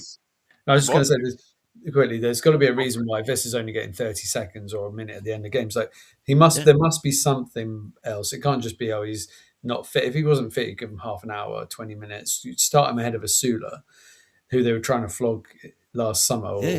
So it doesn't quite add up. Something's going on where maybe Eddie Howe wasn't happy that he came back overweight, apparently, and maybe that's ticked him off. Right. And then he was swapping shirts with Mateta. He was on the pitch for a minute. Yeah, just go and do that. Just do that in the tunnel. Liking Instagram posts, Brian Brobby's Instagram posts. And with Wissa, Wynn keeps saying he's not fit. He hasn't been fit. He's been back since December. Sure enough, he's got to have some level of fitness now. How long does he need to get fit? Honestly, I put a tweet out today. He is the worst number 9 guy to wear the number 9 shirt I've seen. Joe Linton, maybe. Nah, because at least Joe Linton tried. Yeah. He was lumped up front on his own, and balls were launched into him, and he tried. This guy doesn't try. I just think his body language. I mean, it's not there. Yeah, his body language. He thinks he's better than the club. Where he walks around, and it's like, I'm too big for this club. That's how it looks to me. Which is mental, because this is the biggest club he'll play for by a mile. But to be fair, we shot ourselves in the foot in this player. That perception. Huh? We had exactly the same issue with Isak this summer. We had exactly the same issue with Isak this summer. Yeah. In regards to the way he acted, and yet we still decided to sign Wissa, who was doing exactly the same thing to his club. I know. So you reap what you sow. End of the day, we knew what had happened with Isak, yet we still signed a lad who was doing exactly the same thing. Someone put Riviere in the comments. I just want to point out, like, we've had worse strikers. I'm just saying, to be wearing the Number actual 9. number 9 shirt. You think about some of the players who wore the number 9 shirt: Shearer, Andy Cole, Ferdinand, Jackie Milburn, Malcolm McDonald, whatever. Wyn Davies. Wyn Davies, yeah, exactly. No, genuinely, like, proper legends. Fair Gallagher, right? Maybe in recent times we haven't had that many, but still, Callum Wilson, our second top Premier League goal scorer. Well, Premier League era. Premier League era. We were going through those the other day, and that was really just, I think, was it Obafemi who came out? Obafemi Martin scored goals for us, though. Yeah, he scored like 30 goals. He was he scored goals for us. Papa Cisse. No, but I said out of the, if you look at who we've had, he Dwight was Gale was number 9, wasn't he? Maybe Dwight that's the only other one you'd go. Yeah. But I think with Gale, like, in the Championship, he was unbelievable. He wasn't number 9 in the Championship, was he? He was the number 9 in the Championship. Yeah. Oh, okay. Yeah, he was the number 9 in the Championship. Yeah, we're talking Premiership. No, but still, I still think in the Premier League he wasn't awful. Rondon wasn't bad. Rondon was fantastic. Rondon was excellent. Yeah. Rondon was fantastic. So honestly, I think from what I've seen, he's the worst one to wear the actual number 9 shirt. So far, I mean, he's got time to. So far, I hope it proves me so wrong. far, Eddie Howe still manager. We may buy a worse one, I suppose. Well, no, here's the thing, though. Here's the thing. If we jettison Eddie, and a new manager comes in, he'll, it's all they always say it. It's a clean sheet now. Whatever's gone on in the past, that could be the reignition. If it was Jose, it'd be like, you're gone. Immediately gone. Absolutely gone. Straight away. You are not wearing the number 9 shirt for Newcastle. Goodbye. So, I don't, because I'm saying, like, I want it to turn around. But it's like what Sean said. It's the body language. It's the swapping the shirt there when you've been on for a minute. It's the liking the Brian Bobby's Instagram post. It's all just not the right attitude. We've had terrible players. Newcastle have had awful players, but a lot of them have actually put the effort in and at least tried. I see none of this from Johan Visser, and that's the thing for me that annoys me so much about it, because if he's not fit, harsh. No, not harsh. He's wearing the number 9 shirt. It's for Newcastle United. This is it's a special shirt. It is. I agree. He's disrespecting it at the moment. He's disrespecting it at the moment. He really is.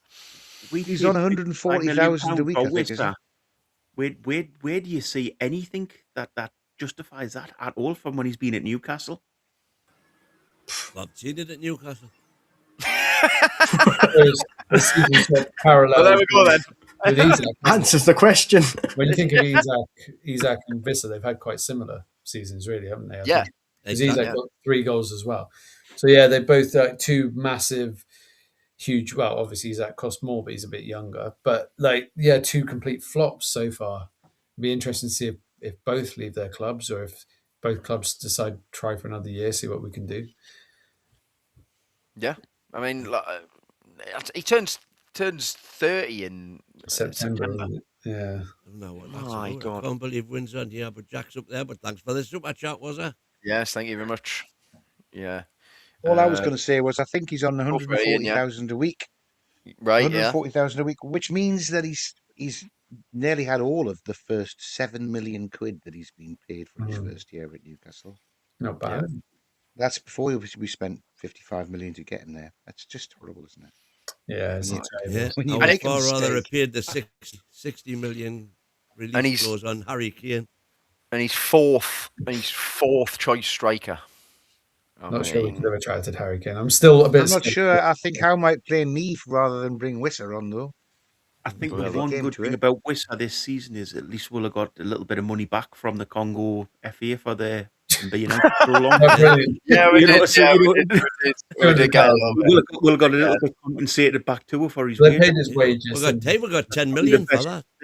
Yeah, we got a bit of money for it, to be fair, actually. But yeah, honestly, yeah. Look, I hope he proves me wrong. I don't think he will, to be brutally honest. Again, he'll probably be sat on the bench on Saturday. He might come on for when we're 3-1 down. He might come on for a bit, but whatever. The 90th minute. Yeah, We'll 90. do 41 million below, won't we, after this season? So that in payments. Yeah. Because it's 4 years his contract. So Yeah. can we get that 41 million back? Doubtful. No. All I say is Al Hilal have just been sold by PAF, so maybe we can sell them to Al Hilal. Well, that's the only option, isn't it? If a Saudi club came in, but I think they're starting to rein in their spending a little bit, aren't they? All of PAF sport for PAF is going in the bin. They're about to pull the plug on Live Golf. I think they might have done it already. Actually, well, I hope they don't do it to football unless they're going to sell it to another. No, I think I was reading in the Athletic today that the plan was always to sell Newcastle at some point. Anyway, to get another club. It feels like they haven't been properly interested since probably the first season, but they've appointed people who run the club, and that's fine. That's just the way it is. We're part of their portfolio. There's a stadium, and you can go. Yeah, we're part of their portfolio. It is what it is. They're not going to just like withdraw all the funding or whatever, but equally, like, they're not bothered about being that hands-on with it, and that's fine. It is what it is. Right, I'm not sure what that comment means. We've got a super chat. No. Go on. I don't know. Come on, Derek. I can't believe Wynn's on here and Bogey's down there. I can't believe Wynn's on here and Jack's up there. I can't believe it's Jack, how's your ball jump? I don't know. Leave the Guinness alone, was that? I was going to say before we go, was that last Guinness and a nice hot chocolate then bed, mate? They're all quick clues. Just to, like, work them out. So no, yeah, I mean, we'll see what happens with these players. Like, who's gonna I think it's going to be a massive clear out, and I just think I think we're going to end up having to sign about 11 players this summer, and that never bodes well for the following season because you don't have the continuity, and then you have to. It will be I think next season is going to be a transitional season for us. Yeah. Really. So, but Sunderland have done well with changing their team. You know, teams do it if you get the recruitment right. Let's see. Anyway, thank you all very much, Wayne, Borky, Ian, Sean, DX, everyone else for tuning in as well. Absolutely class. We will all see you next time. See you later. Thank you.